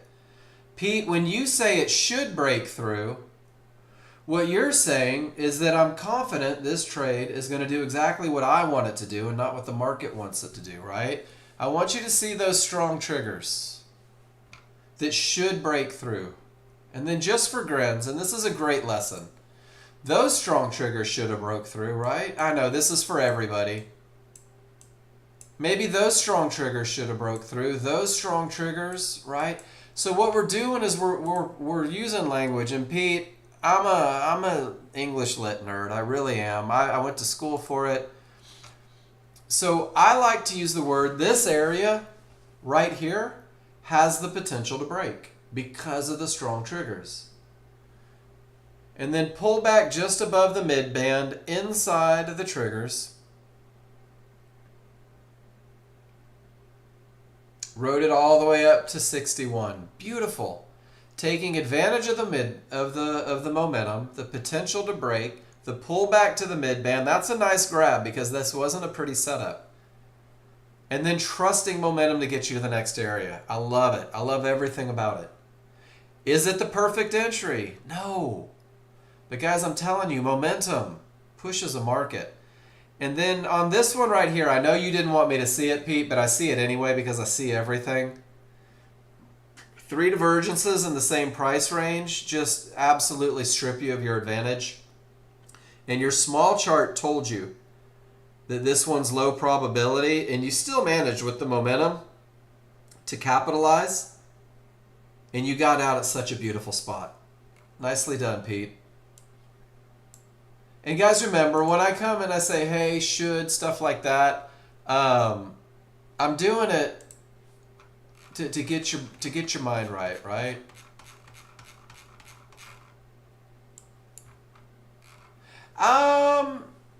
Yeah, maybe a little bit.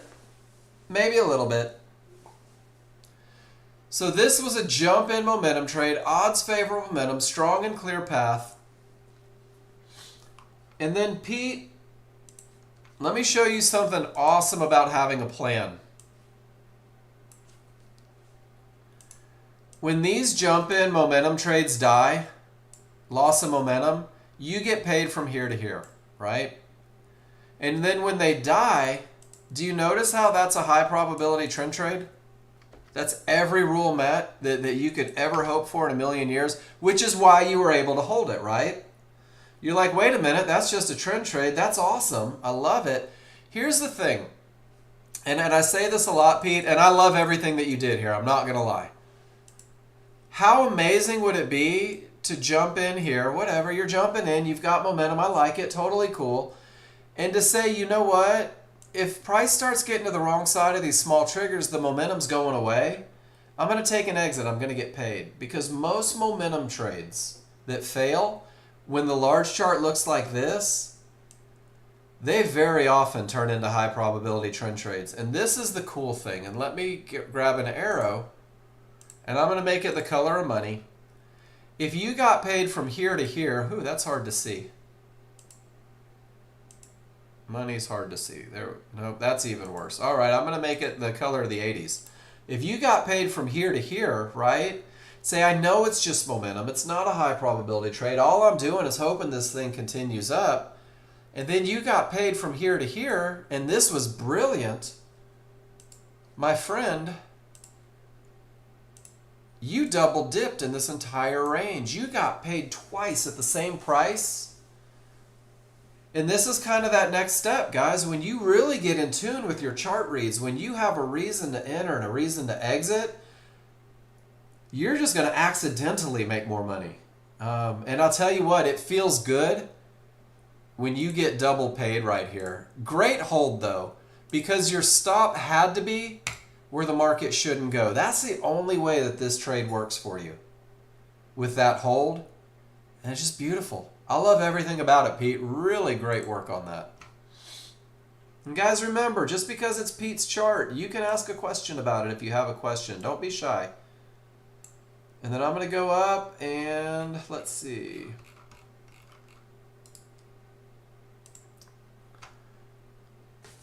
Jonathan, here's the pullback that goes with that previous chart. Damn nice trade if you made it. Now here, Jonathan, let me scroll back and find what the heck you're talking about on the previous chart.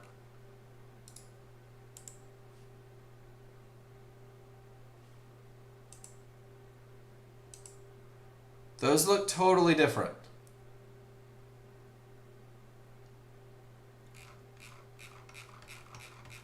Not the same charts, not the same looks. So I'm not sure. If you want to go back and put them together and show me what you're talking about, I'd love it. Odds favorable momentum. Triggers good, but fib in the way should be a problem. Oh, there's that word again. Pete showing me his butt. Nice pullback to the mid-band inside of large triggers. Entered at 78.15. Move target to just underneath the fib. I like it. You're okay, Jonathan. I'm not mad at you. So, Pete, this is a good one. I like it. Momentum for the win again, right? And the cool thing is, and let me show you something awesome. 78.25 has the potential to break, and price hasn't reached the next fib. So, Pete, you're actually in a 50-50 trade. You don't have divergence, you have strong triggers, and this is where you have to make the decision. Is it going to go from this fib inside of the triggers? Is it going to go from this mid-band? Is it going to go from this fib, right? So you've got a pretty big window of opportunity. You got in somewhere just below the fib. Your stop's in the right spot, you have all the momentum, and it never blinks all the way up to that fib that could have been problematic. And the cool thing is, Pete, is this fib was a target. It wasn't a termination condition yet. So it's not that this fib could be a problem. The language to use that's going to create an understanding of what you're getting into, the language to use is that you're trading into a fib that has the potential to break because of all those advantages. And if that fib breaks, you've identified the next area. Pretty cool, right? Price didn't reach this fib. Small triggers smashed through this fib. I love everything about this trade. Your stop's in the right spot. It's okay, so let's do it. That's what I wanted to hear, guys. Look at that. We're still stuck. Whoops. All right, Pete, let's have some fun here. Price reached resistance. Actually, since there's multiple areas, let's do multiple areas. Price reaches the fib, triggers are below. Do you see it? Termination condition. 100%. Is everybody good with that? Cool. Do you see how price has not reached this fib yet? That's kind of what I wanted you to see. That fib, if anything, is a target. If I'm in a trade,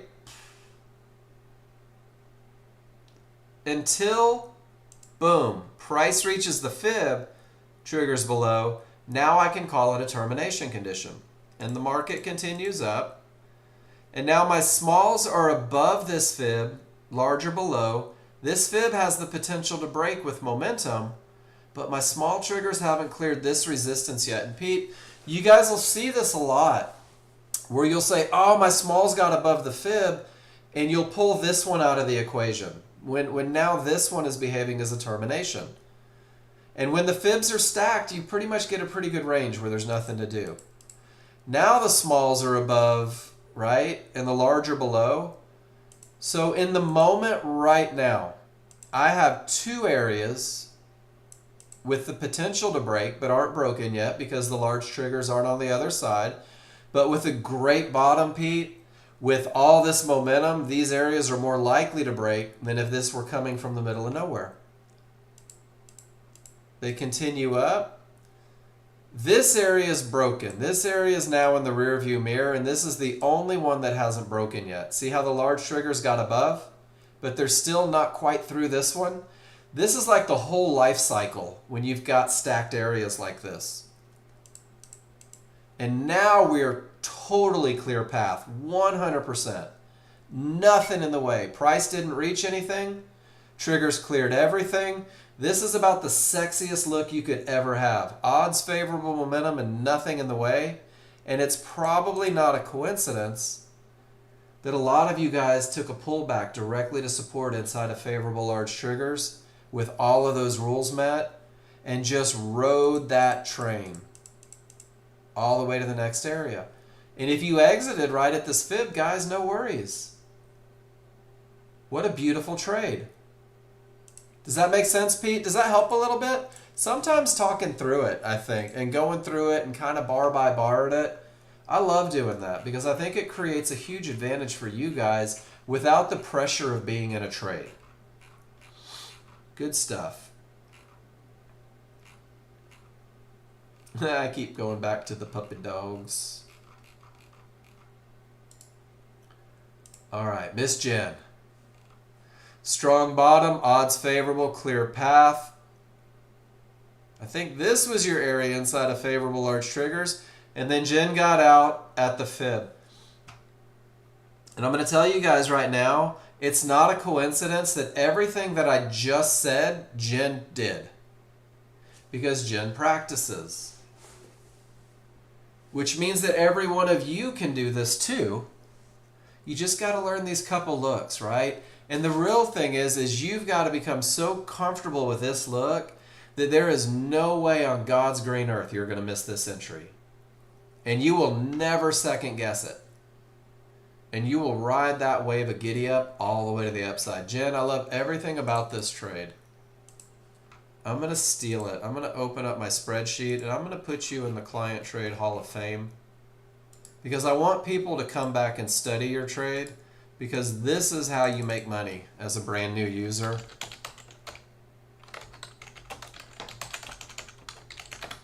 That is every advantage I could ever hope for. That is everything nice about what we teach. That is everything that you guys should be looking for. Really well done. And then Joel, who also has done a tremendous amount of study, says the exact same thing. There's no way. You can get there. Momentum will cover lots of trades. I love that, Joel. Ninja Trader crash. No. Actually, that worked out for you. Beautiful trade, Joel. The exact same thing, right? Pete, let's see what we have. Your trade was down here, I believe. And it looks like you got in. And you got out.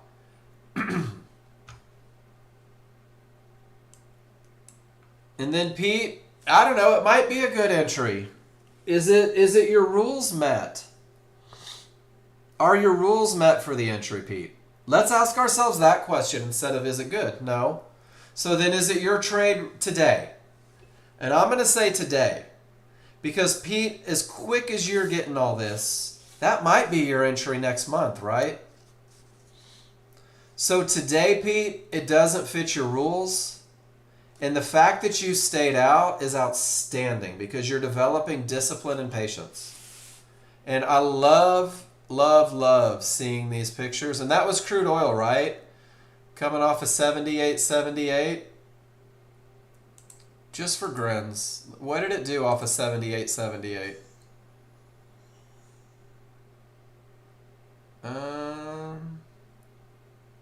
Was that it? Where was it? Yours and mine look very different. Or maybe it was back a little bit.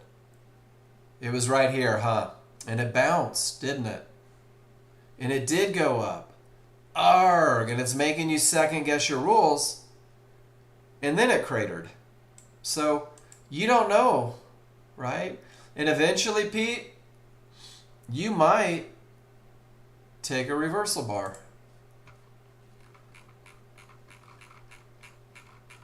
All right. Who's next? That was Joel. Hold on. That was Pete. Joel.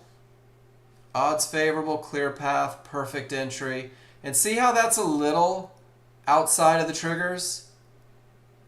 But with odds favorable and a clear path, Joel says, I've got 66% of everything that makes me happy. I might learn how to fudge this one just a little bit. Nicely done, Joel. That's taking your chart reading and learning when it's okay to break your rules a little bit.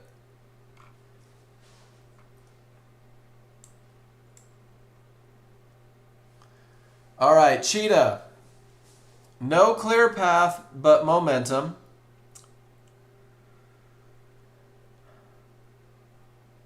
And where is your midband?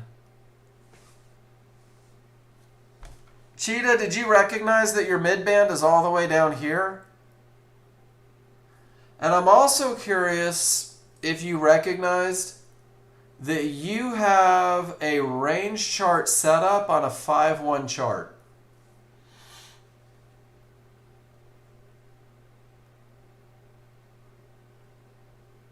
No worries. So I want you to do something for me, and this is going to make your life a lot easier, Cheetah. Right click on your 5-1 chart real quick. Go down to templates. And we're going to hit load. And I want you to go to the Nexgen 5-1 Renko bar chart. What it looks like you have on there is an 8 range with market flow. So you want that Nexgen 5-1 Renko bar chart. And what that's going to do is that's going to give you those synthetic triggers. That's going to give you those triggers. That's what's going to line you up for the entry that you're looking to catch. Because right now this is tough because your midband is way down here. You don't have synthetic triggers. These are fast triggers and large triggers. And then there's even a third set of triggers. Oh my gosh, you're just confusing yourself. But with that off to the side. Termination, full reversal, odds favorable momentum, and you let it clear the yuck with momentum. Is that a pretty safe assumption? You let it clear the yuck with all of this momentum, and you said, I'm going to hop into this thing.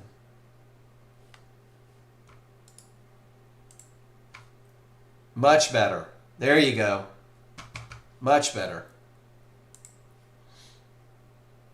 It does. So, Cheetah, you're taking the potential to break. You're letting price get above all of your problem areas, right? And then you're just jumping in. That's all you're doing. Is that right? Cool. And you said as long as this momentum keeps going, I'm going to ride it.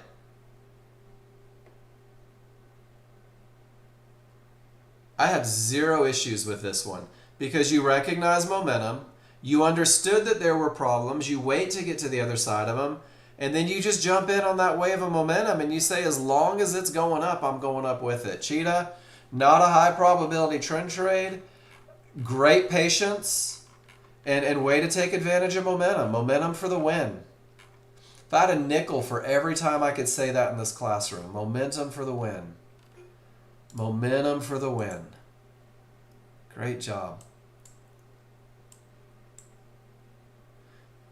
Well, it's not a high probability trend trade because you don't have a clear path. You only have the potential to break. So, hold on, where are my pictures? This is a fun little thing I like to do sometimes. Man, I'm opening up everything but what I need.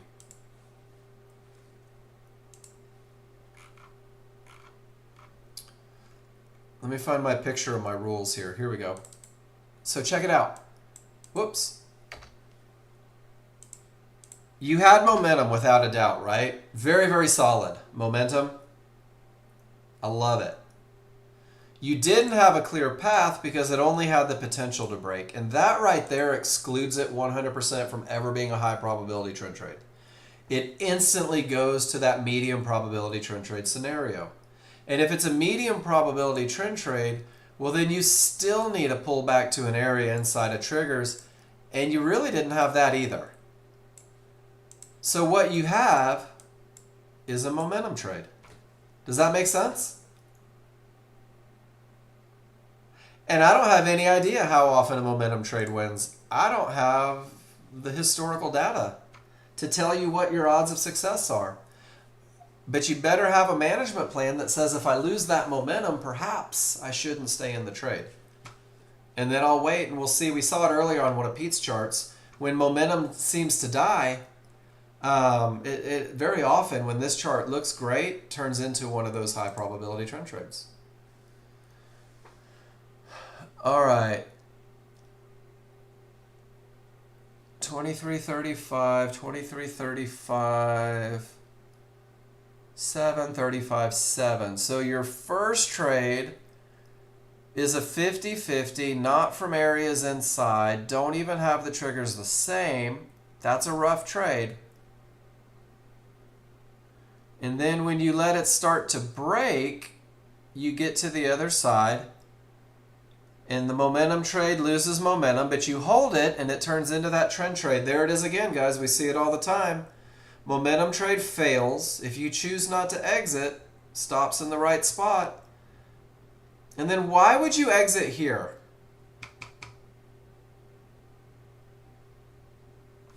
Let's focus on that one. First trade, no. Second trade, yes. Yep, pull back to the triggers. Strong and favorable. I don't have a rule that says strong and favorable triggers. This is just a jump-in trade. Not sure why I exited here.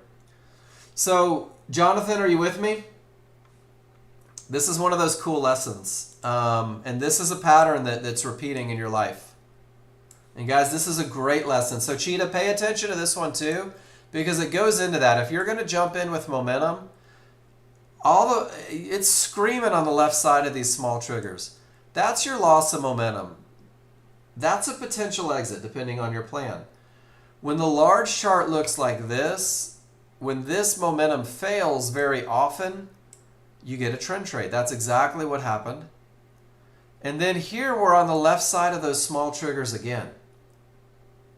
You're on that momentum side of the triggers again. Just no reason to exit. Momentum fails, turns into a trend trade, and then that thing just trucks all the way down. So I say it very often, guys. You have to know what kind of trade you're getting into so you know how to manage it. But Jonathan, the same thing that got you in here, how could it be the same thing that gets you out here? You're using this look for entries here, but you're using it for exits here. And that's okay. Let me stress that, top of my lungs. That's okay. Brand new users, you have to go through all this stuff. You've got to take entries that you're unsure of. You've got to exit, but then you got to go, hey, Mark, I really don't know why I exited here, which is cool. That's okay. And then Jonathan, it opens up that great lesson. Remember, the same things that got you in here were the same look here. And then Jonathan goes, holy crap. Now I've got the confidence to hold this one a little bit longer. And the one thing that all of you guys that are just jumping into trades, all willy-nilly, have to understand, that when the large chart rules are met, It's okay to get paid with a loss of momentum and wait for a trend trade. Because if the trend trade doesn't happen, if it never fails, if it doesn't set up, guys, how long are you going to hold that trade? And if you get into the momentum trade and it fails, there's your trend trade. And then look what happens. Price stays to the left side of those small triggers all the way down to here. So be very clear about why you're doing what you're doing. Understand what sort of trades you're taking, and then you can manage it. And that's the second half, guys. Getting into the trade is just the beginning. Picking your entry, being able to repeat your entry, understanding why you took your entry. If momentum is the reason for a trade, does it stand to reason that a loss of momentum would be the reason for an exit? And Andy, I'm glad you slept in. And I'm glad you went back and found it. Why would that have been nerve-wracking? Second lower divergence, Andy? Confirmation bar for the re-entry, taking you back up. Beautiful, beautiful trade. Gerard, initial entry, and Gerard says, man, I'll add on. And then goes right to fibs. Beautiful. Gerard, you say, you know what, I'm not going to miss it. No reason to exit. Let's add a contract. Let's just get paid all the way up. Beautiful trading, Gerard.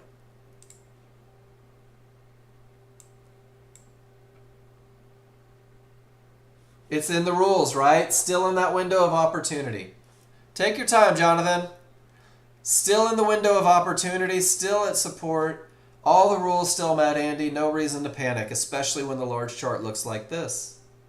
Never did it? There might be a reason that our rules are designed the way they are. Love it. Jen says, Mark, I know you're getting old. Let me make it small. Odds favorable. Clear path. I'm not. My brother is. I'm just nice. Pull back to area inside of triggers. And Jen says, that's it. I'm done. I'm going to grab a drink. I'm going to go walk my dogs and drink a pint. Absolutely beautiful. Does everybody see it? Strong triggers, clear path, pull back to resistance inside of triggers, get out at support. That's it. Chart C will work. UKK charts. Jen, now you're just speaking it. I don't speak Australian. They do seem to work, don't they? They work just fine. It's just a pattern. And you nailed it. And guys, so many of you are taking the exact same trades, and so many of you are getting paid on the exact same looks. And so many of you are seeing the exact same thing. There has to be something to this, right?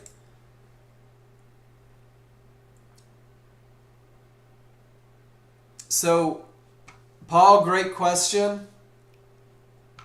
So there's a life cycle to momentum, Paul. Odds favorable.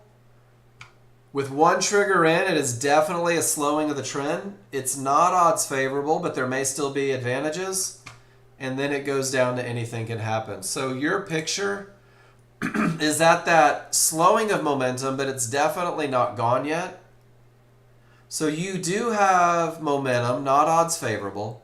You do have a clear path, and if there was an entry area, hop on it. Enjoy that trade. All right, Kenan. Gonna get you.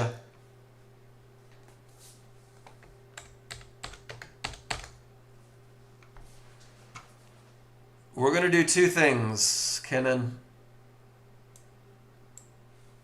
Just a little slowing, that's all it is. All right. No such thing as a strong fib, guys. There's no such thing as a strong fib.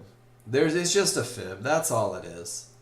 And what happens is right here, that fib is a complete termination condition. Price reached the fib, absolutely no triggers, broke. Price reached this fib, no triggers, broke. Price reached this fib, no triggers, broke. Price reached it up here, triggers couldn't get through. Price reached it right here, no triggers, broke. So Kenan, everywhere that I've put a white box is a termination condition, 100%. Does that make sense?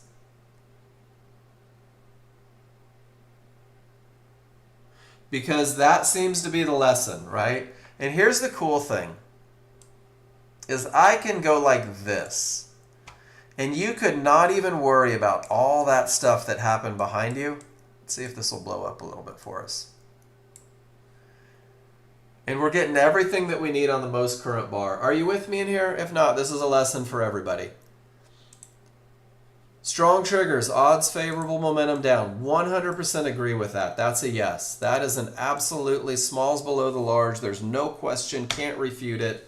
100%. And the one thing that you didn't put in there is that it's a term.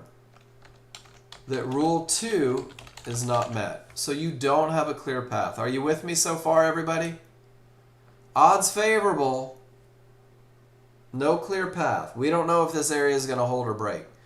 If you're going to take a shot, rule number 3 is not limit inside of triggers. Rule number 3 is pull back to an area inside of triggers. So what happens is you could put as many limit orders as you wanted right here inside of these triggers, but if it never pulls back, you're never in the trade. Does that make sense? But once we get a reversal bar, once we get a pullback, we've got areas inside of triggers right here. And that's exactly where the market bounced from with no divergence. So Kenan, your entry, if you're going to take an entry here, comes from up here.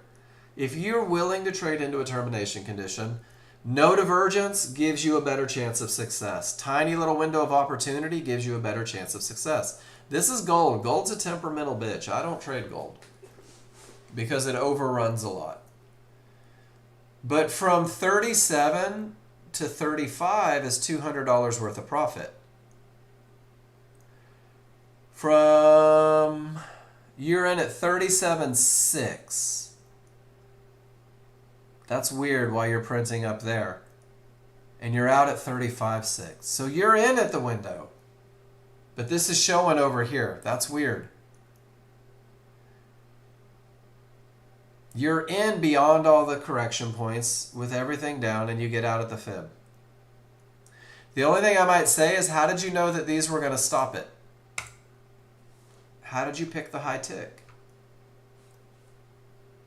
Because it wasn't an area inside of favorable large triggers. How are you going to repeat this so you can find that success every day? I like the large chart read. It's coming from a termination. It's all of the odds favorable momentum. There was no divergence on the pullback. You nailed it. How did you know that it was going to be at that area beyond every area on your chart? Guys, this is the one that should fix those. And I only ask because with this being a termination condition, with this being beyond the correction point, there's no reason for me to believe that this market isn't just going to continue back up. And this is where I ask guys, why? Why did you get in here? Because your entry wasn't here. It never got you here. It had already done all of this before the entry. Just curious. And it's hard to tell because the timestamps don't line up. I love the large chart read, and I think that you had every reason to take a shot into that termination with the look. And I guess the 6 is left over. Maybe you just left it up the whole time, which is possible. I see that sometimes. Morgan, 50-50. Divergence on a 50-50 is bad news. You manage quick. And then that goes back to what we were just talking about, right?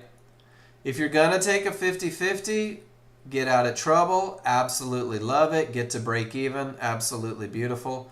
I think this rocketed down so fast that you probably got out at break even, but it didn't process that quick. Nice trade, Morgan. You thought you were on oil? No, you were on gold for sure. Gold's trading, or oil's trading in the 70s right now. And if you look up here, GC lets you know. GC means gold. CL is crude.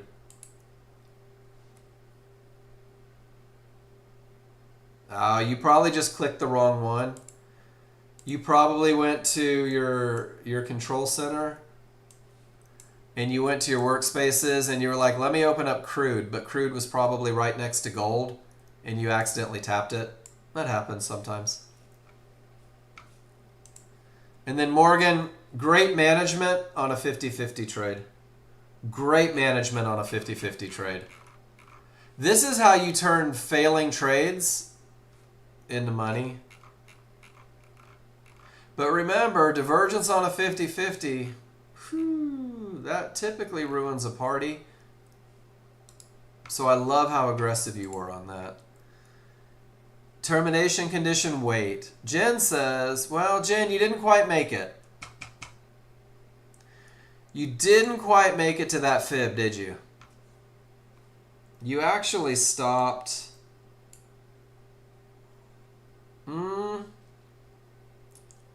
Probably a full point above it.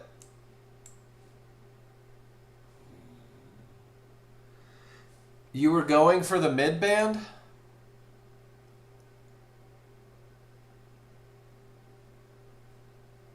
Well, you went long. Your mid band was back here. And then at the mid band, now you have the gap theory.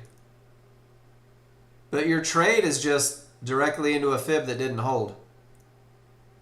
Or that did hold. One divergence getting close, lets you know. Another divergence in weak triggers. Ugh, that sucks. Third divergence, down it goes. Way to not lose money. Does that make sense? You're already out of the trade. The gap theory isn't even on the table until price reaches the mid band and the large triggers are a full bar away.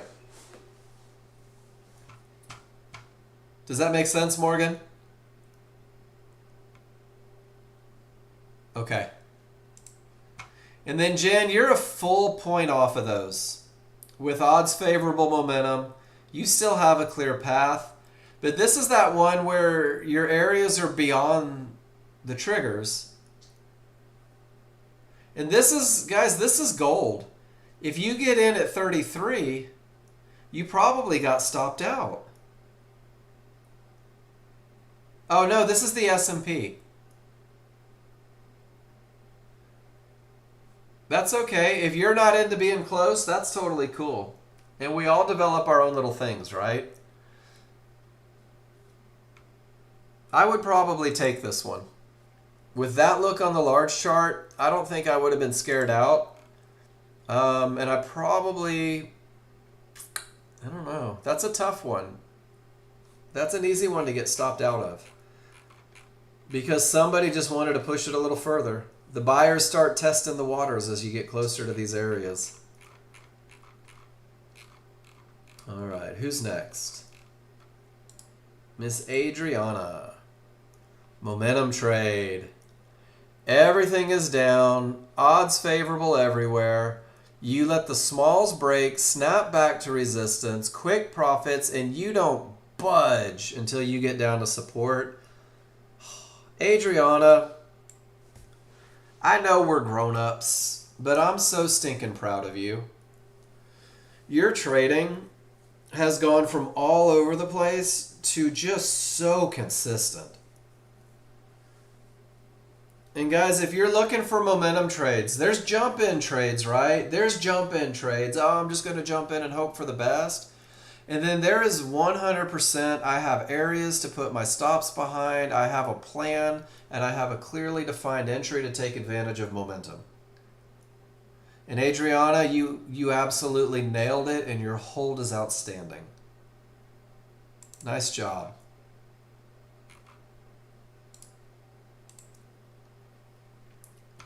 Whoops. I almost reported you, Kenan. My bad.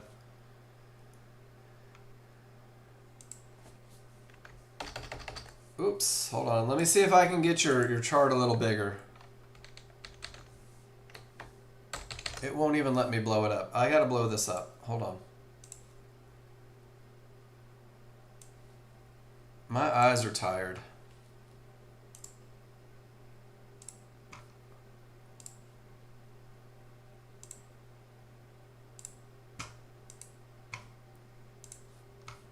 I'm going to make this easier to read. There we go. All right. Much more better. No, you're okay, man. It happens sometimes. So you said odds favorable momentum. All right, so we're going to go through a couple different things. And I want you to see your entry.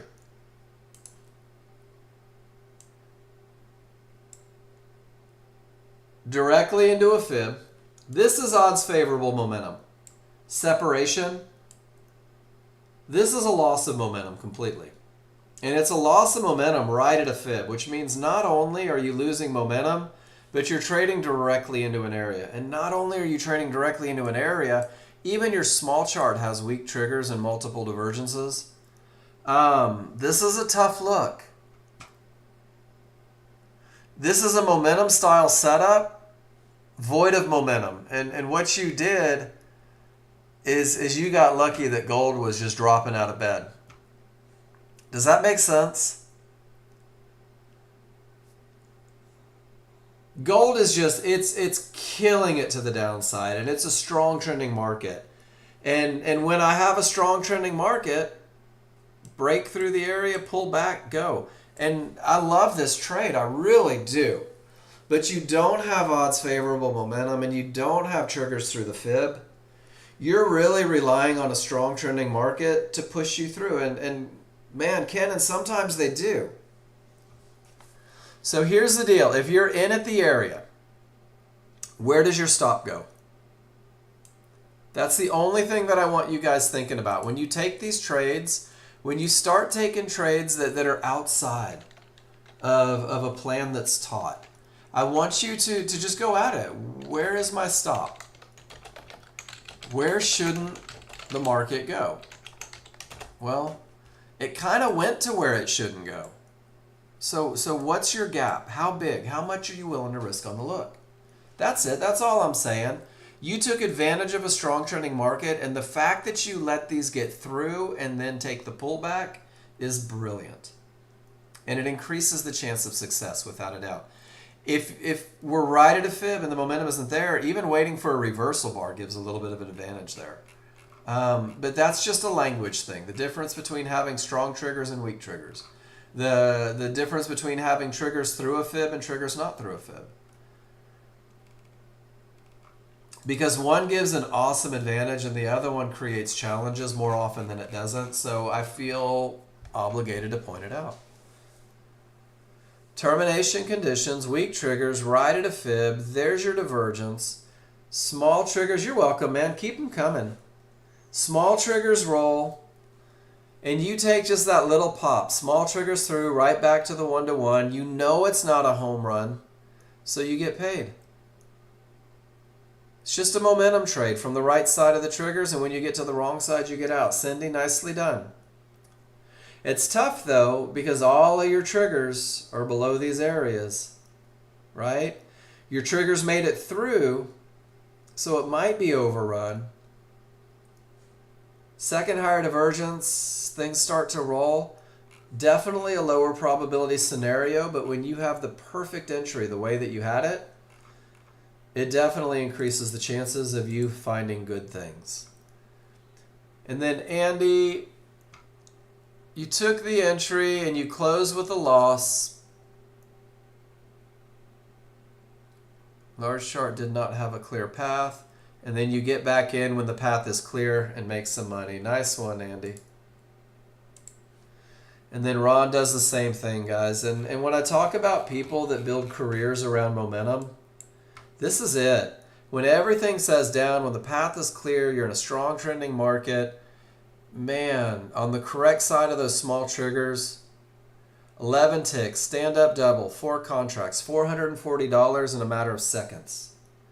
With a very, very clear plan. I like it. Nicely done, Ron. This operation was yesterday. There's that perfect momentum entry. And absolutely beautiful. They got you there, didn't they?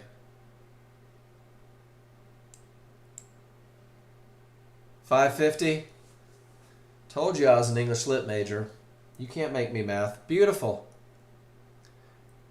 You started getting into trouble and said, ugh. Oh yeah, ES. Thank you for that. That's okay. Ron's been doing it longer. You're just breaking into your plan, Andy. He's been riding his for a while. Absolutely beautiful, Cindy. Momentum for the win.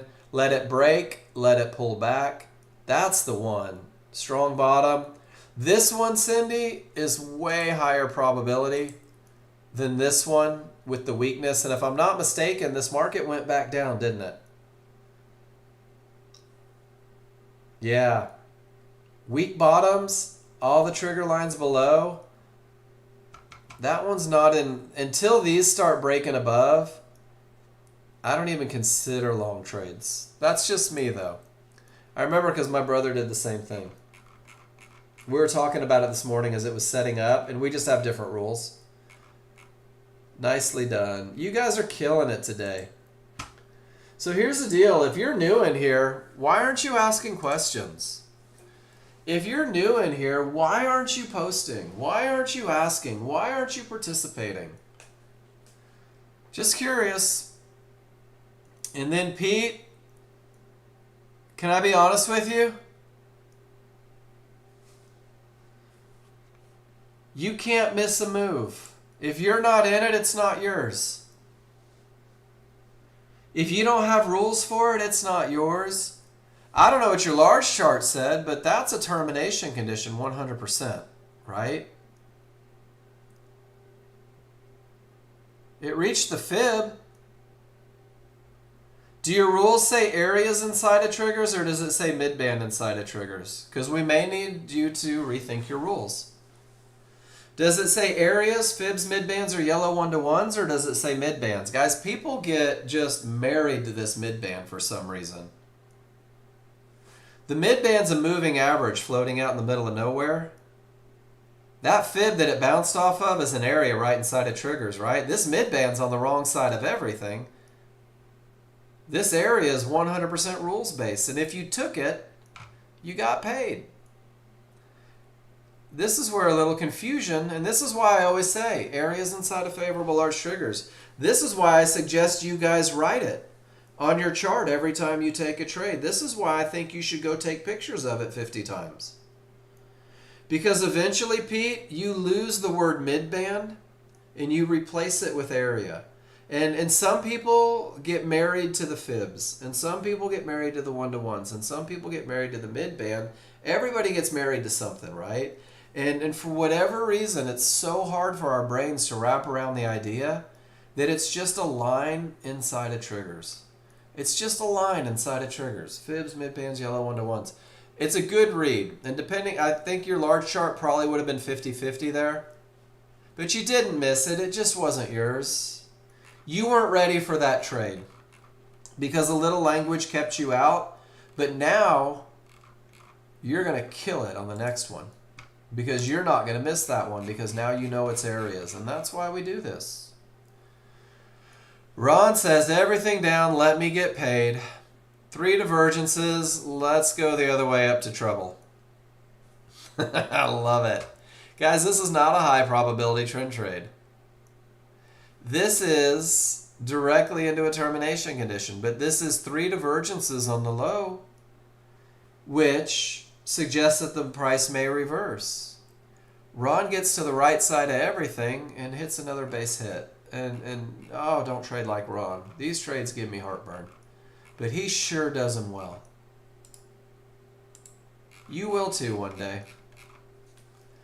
Miss Jen, 50-50 from a good bottom.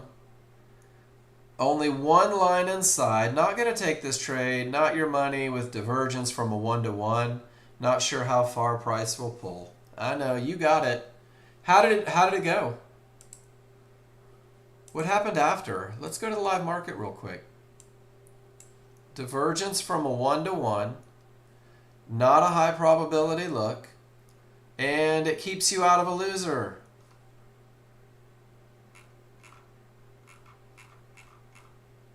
Jen, way to follow your rules.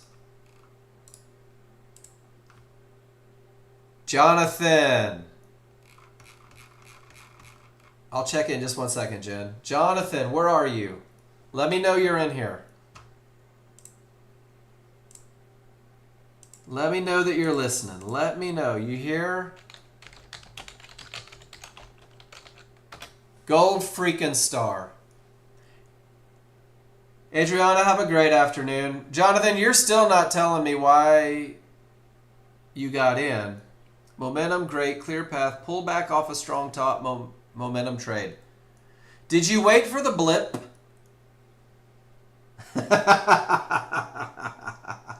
Gold does every day, Jen. Did you wait for the blip, Jonathan? Did you let it do that little snap, snap, and then get in?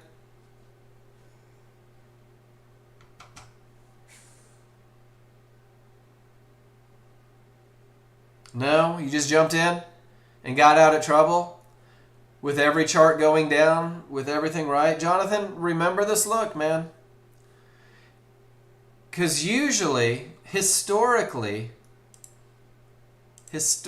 Jonathan, you're showing me the entry here in a loser, and now you're showing me the entry on the right side and taking a winner. Beautiful. And you're not holding, you're just getting paid.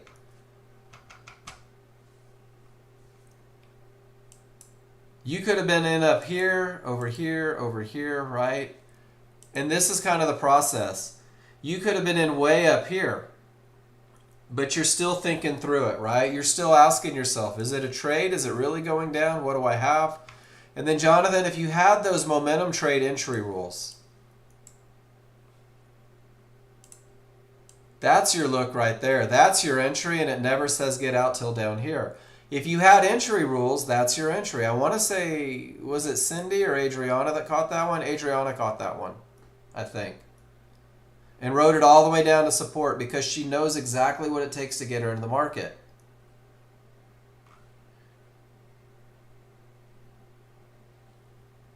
Here you just jumped in early and it got you. And that was a tough look, right? But Jonathan, that's your look. That's the easy look. That's the I know where my stop goes look. That's the momentum look. That's the area breaking look. That's the look that instills confidence. Jumping in is fine if you're going to jump in. But this one is such a powerful trade. Nexgen actually teaches it. You guys have painted me into a corner to try to help you with these. That's the one Nexgen teaches. There's a reason that that's the one Nexgen teaches. Good stuff, Jonathan. That's progress. I love progress.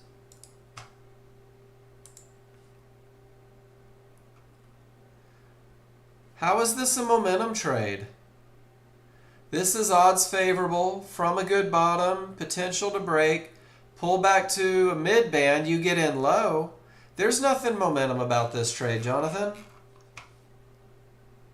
There's nothing momentum about this trade. Look at the small triggers. This is when the momentum trade dies, it turns into a trend trade. Your stop keeps you safe, and all that momentum, if I'm not mistaken, probably carries you all the way up to your target. Yeah, but that's just momentum potential to break. Your entry is in the middle of nowhere in a trigger. Why did you enter here at 35? 2. What made you enter there?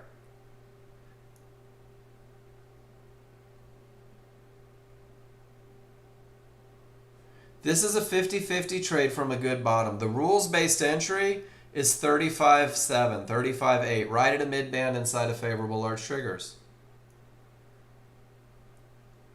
Okay, so you've created a rule that says on a 50-50 look with odds favorable momentum, 2 divergences against it, I'll jump in the middle of a synthetic trigger.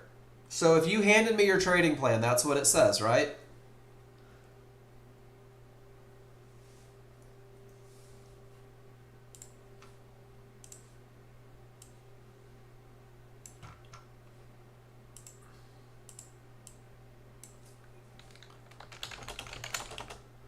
When I have a strong bottom, and you did, and I have odds favorable momentum, and I have the potential to break,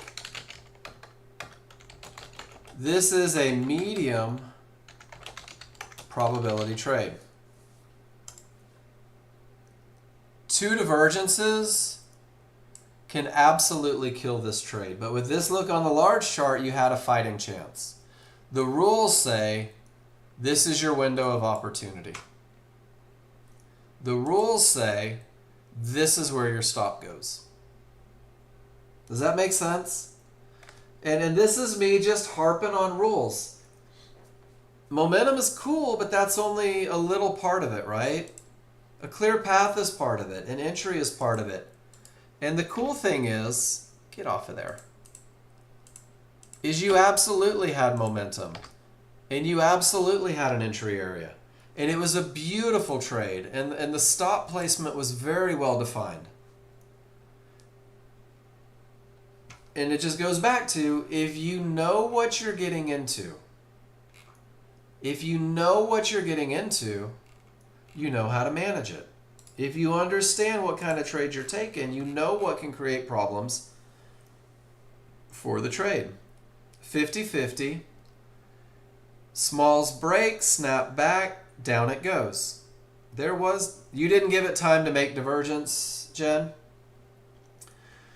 So this snapback trade, guys, this is trading the potential for this area to break. Beautiful, that's all it is. 50-50 look here with all the momentum in the world.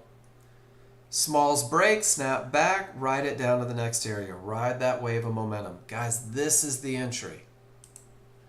This is the entry. This is the entry. Burn this into your brain.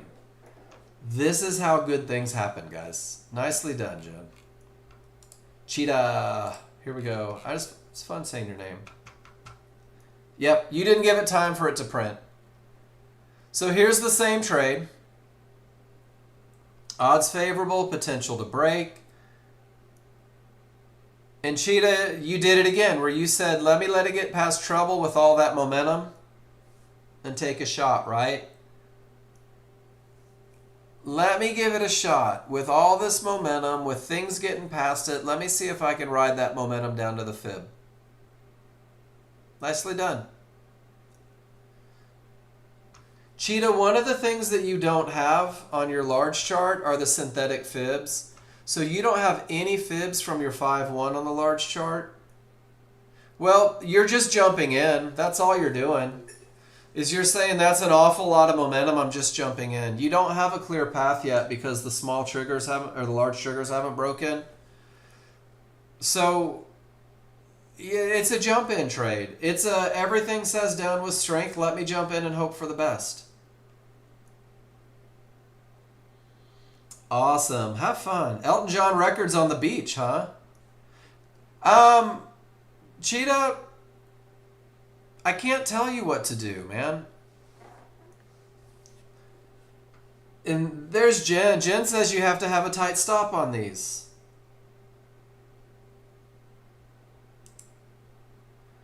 So let's do this, Cheetah. I don't have any problems. I don't have any qualms. I think that this is actually a pretty good look if you're going to jump in with momentum everywhere. So the next question that you have to ask, is where does my stop go?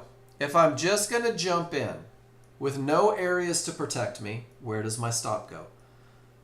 Is it 10 ticks? Is it above this little wick? Is it all the way back here in case it turns into a trend trade? And then you don't have the fib here the way Jen did. She's in a totally different time frame. But do you see how the small triggers get through these pink 1-to-1s and price pulls right back to it? That's probably a better entry. Because now I've got kind of a little bit of an area. And that reversal bar down with all this momentum helps. Well, she's in Europe and has a different look. But one of the things that happens is you can try this. This is the first thing to do, Cheetah. Right click and reload all your historical data. Before you do that, go to your large chart, right click, and go to data series and make sure that tick replay is checked. This will bring the fibs from over here onto your large chart. So see how I've got a couple different fibs here and a couple different size fibs here? Your large chart actually has fibs from 3 different time frames on it. And it's done this way because this gives you the highest chance of pinpointing those areas where the market may stop. It gives you the highest chance of not trading into areas. Awesome. And then just go ahead and reload historical data. And let's let it reload and see what comes from it. And then take a picture and show it to me. But your large chart should have fibs from the 13.2, from the 5.1, and from a 21.3 and even higher time frame. And that's what gives you the highest just accuracy with what we do. Then Zorro, same look. Everything says down, the path is clear. And then Zorro does this. He loves that blip. Blip.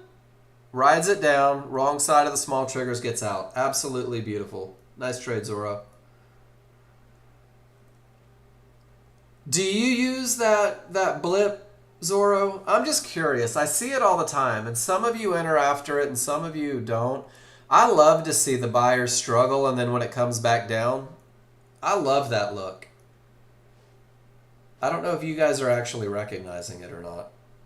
Go back and see these little, like, the buyers try and they can't even make a reversal bar. And then down it goes. That gives me something to put my stop behind. I like that. Great trade, Zorro. Nicely done. What's the live market doing?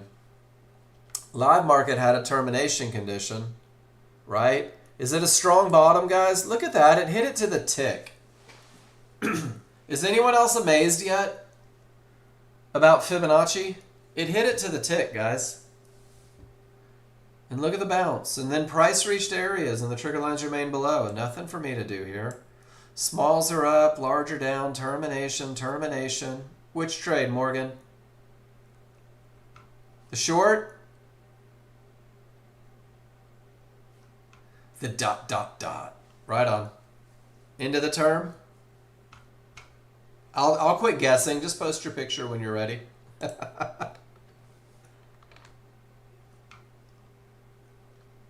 1, 2, 3, 4 divergences. What am I looking at, Jonathan? I'm looking. What do I see?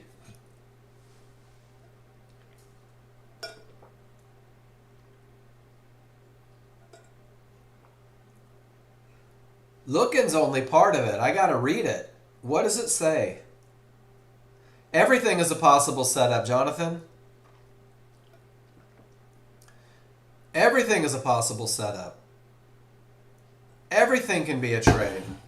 Let me show you how easy it is. Are you ready? Check it out. I went short here and got out there and made money. And then I went short here and got out there and made money. Then I went short here and I knew that it was going to go back up from there. So I got out there and took money. And then I got long here and I'm still in it, right? I could do this all day long. But if I can't say why?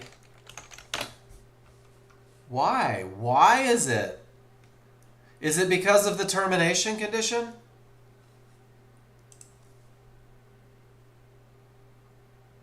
Or are we piecing it together? Is it a termination? that reversed the market, and it's a strong bottom. And now I'm getting all this momentum, but I'm into these one-to-ones. So what has to happen, guys? To be able to take a shot at this with a clear path, or at least the potential to break, what has to happen? What do you guys think? Right now, none of my triggers have made it through these one-to-ones. What do we call that, ladies and gentlemen? It's a termination. So we need those small triggers to get above it. And then if those small triggers got above it, and these remain below, it has the potential to break, right? And if it has the potential to break, and I get a reversal bar, well, then I've only got one line inside of triggers. Do you guys see it? So it's not just the potential. It's a very clear set of rules. This has to happen for me to take a trade because it creates a statistical advantage. Oh, that's so much better, Cheetah. Now you got some understanding, right? Well, Cheetah, your chart says 8:31 a.m. 8:31 a.m. So you're Pacific, right? Which is what my kids used to call it when I was specific. Jen's charts are from the UK, and her time frame is approximately 9 hours ahead of yours, which means that her midnight is different than yours, which means that every swing that her software measures starts at a different time, which means that she has different swings, different numbers, a different number of swings. The calculations are different, so you guys will probably never have the same fibs. Take care, Andy. And you'll even see that discrepancy. My time frame is Eastern. My midnight is the same midnight as Nexgen servers. So when I was living on the West Coast last year, Cheetah, I was up in Oregon. My time at 4 in the morning still said 7 a.m. And what that did is it kept me consistent with that Eastern time frame. So like if you want to have the same fibs as me, you got to be in the same time frame. If you want to have the same fibs as me, you have to be back the same number of days. Otherwise, there will be discrepancies between the two. But I always tell people, trade your charts. Trade your charts. Man, Jonathan, it still has the potential to break, right? Is this red line a termination condition, ladies and gentlemen?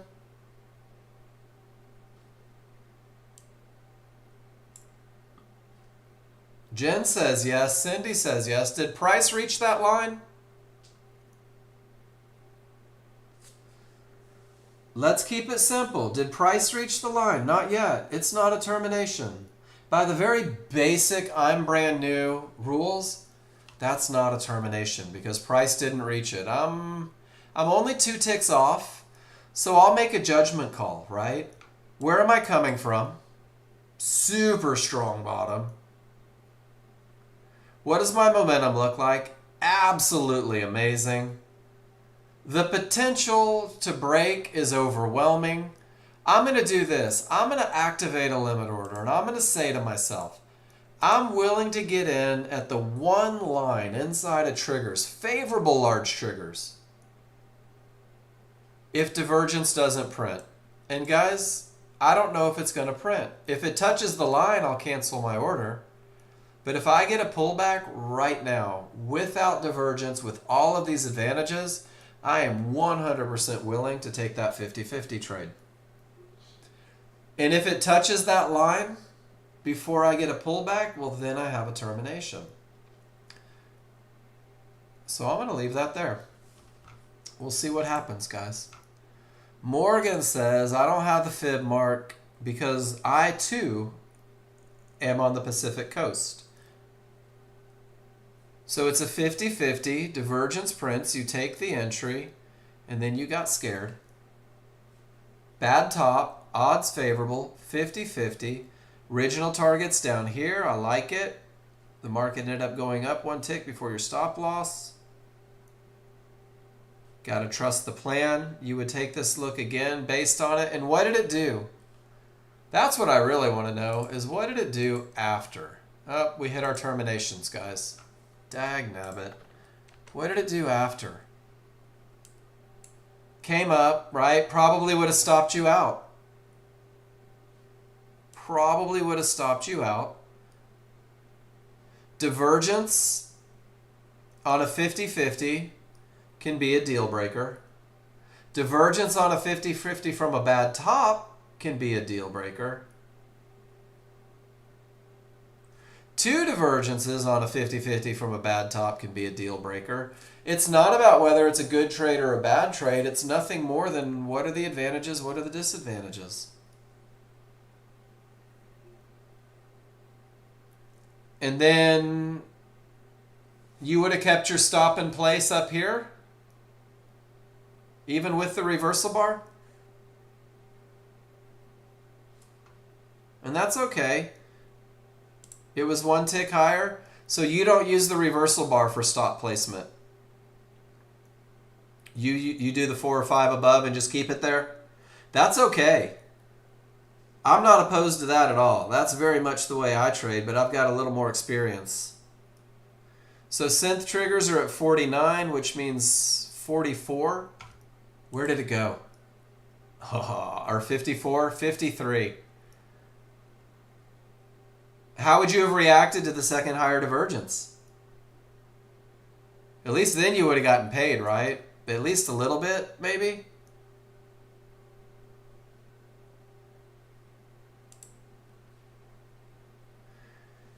Trying to see where you were in. You were in at 43. It made it. Did it make it to 33? No, it looks like it made it to 34. Missed it. Right on. So, where did it say? Thought about the plan while you're resetting. Got scared. Where did it say? That you trust the plan. That's all right. Morgan, day trading is scary. Day trading is scary, isn't it? It's hard, even simulated money, to watch it go against you. It's tough. And that's where repetition comes in, guys. That's where keeping it so black and white in the beginning pays huge dividends. It really does. Keeping it really black and white in the beginning, it just pays dividends. You like the trade of 8? Yeah, it does. It definitely does. So guys, I don't have any. Yeah, trade of 8's awesome. Guys, when you do the trade of 8 accounts, it's pretty cool because you can come through, and if it lets you log in, you can even run reports over here. I don't know if you've seen that. You can run reports. I've got all my margin available. Yay! But you can look at what you did. I took 2 trades today. My average time in the market was 26 seconds. My largest winning trade was 285. My largest losing trade was 35. That's not a bad ratio, is it?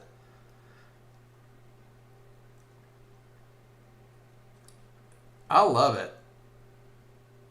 You can go through, you can look at it.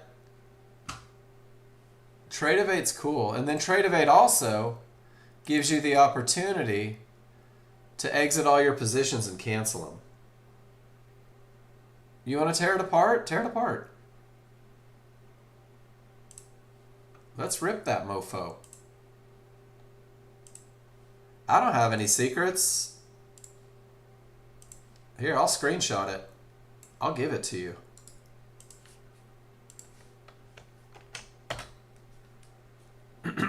There you go.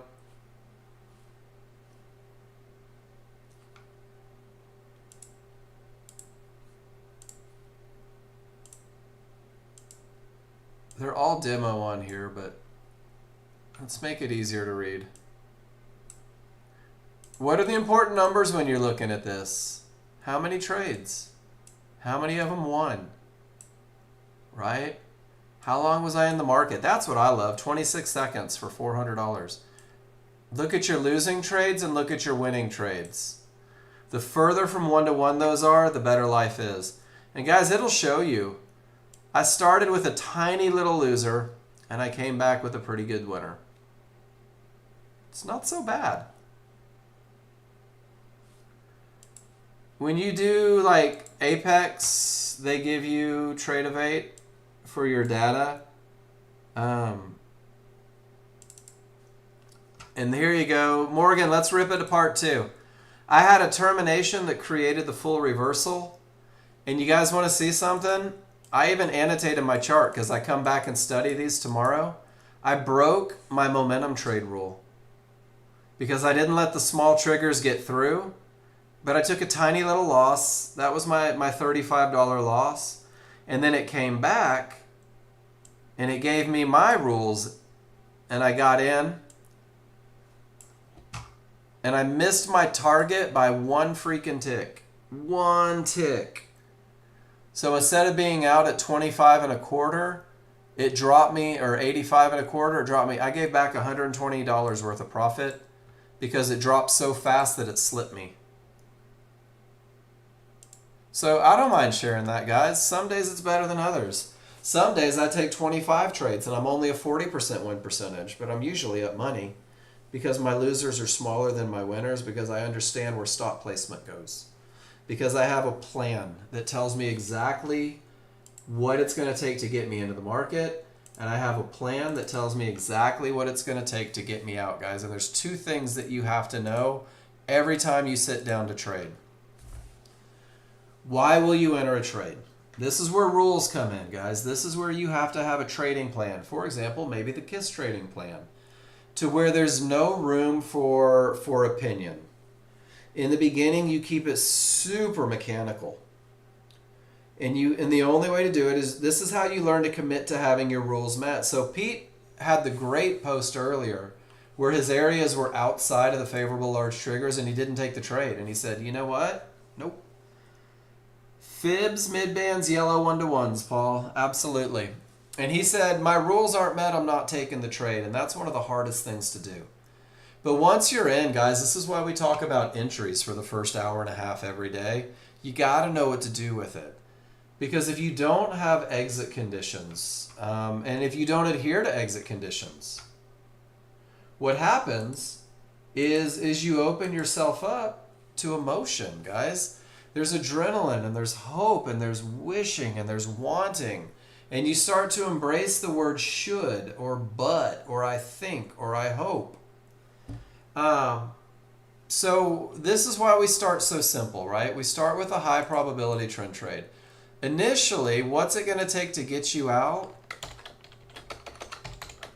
The KISS plan rules. That's what it's going to take eventually, initially. And then as you develop a little bit, you're going to have other scenarios where you're willing to exit the trade. And if you don't know each of these, you leave yourself open. And then once you add a 50-50 trade, if you don't know that it's a 50-50 trade, if you think that it's a clear path, well, then you're going to manage it like this when you should be managing it like that. And if you take a momentum trade and you manage it like this when you should be managing it like that, it's just so important that you understand why you're doing what you're doing. Any engineers in here? Would you build a bridge but use the math for a skyscraper, right? I don't know if that even makes sense, right? Whatever your business is. If you're in a restaurant, you're not going to use a business model for a jewelry store. It's not going to work. It's not the same thing. So it's kind of the same, guys. Know what you're getting into so you know where to get out.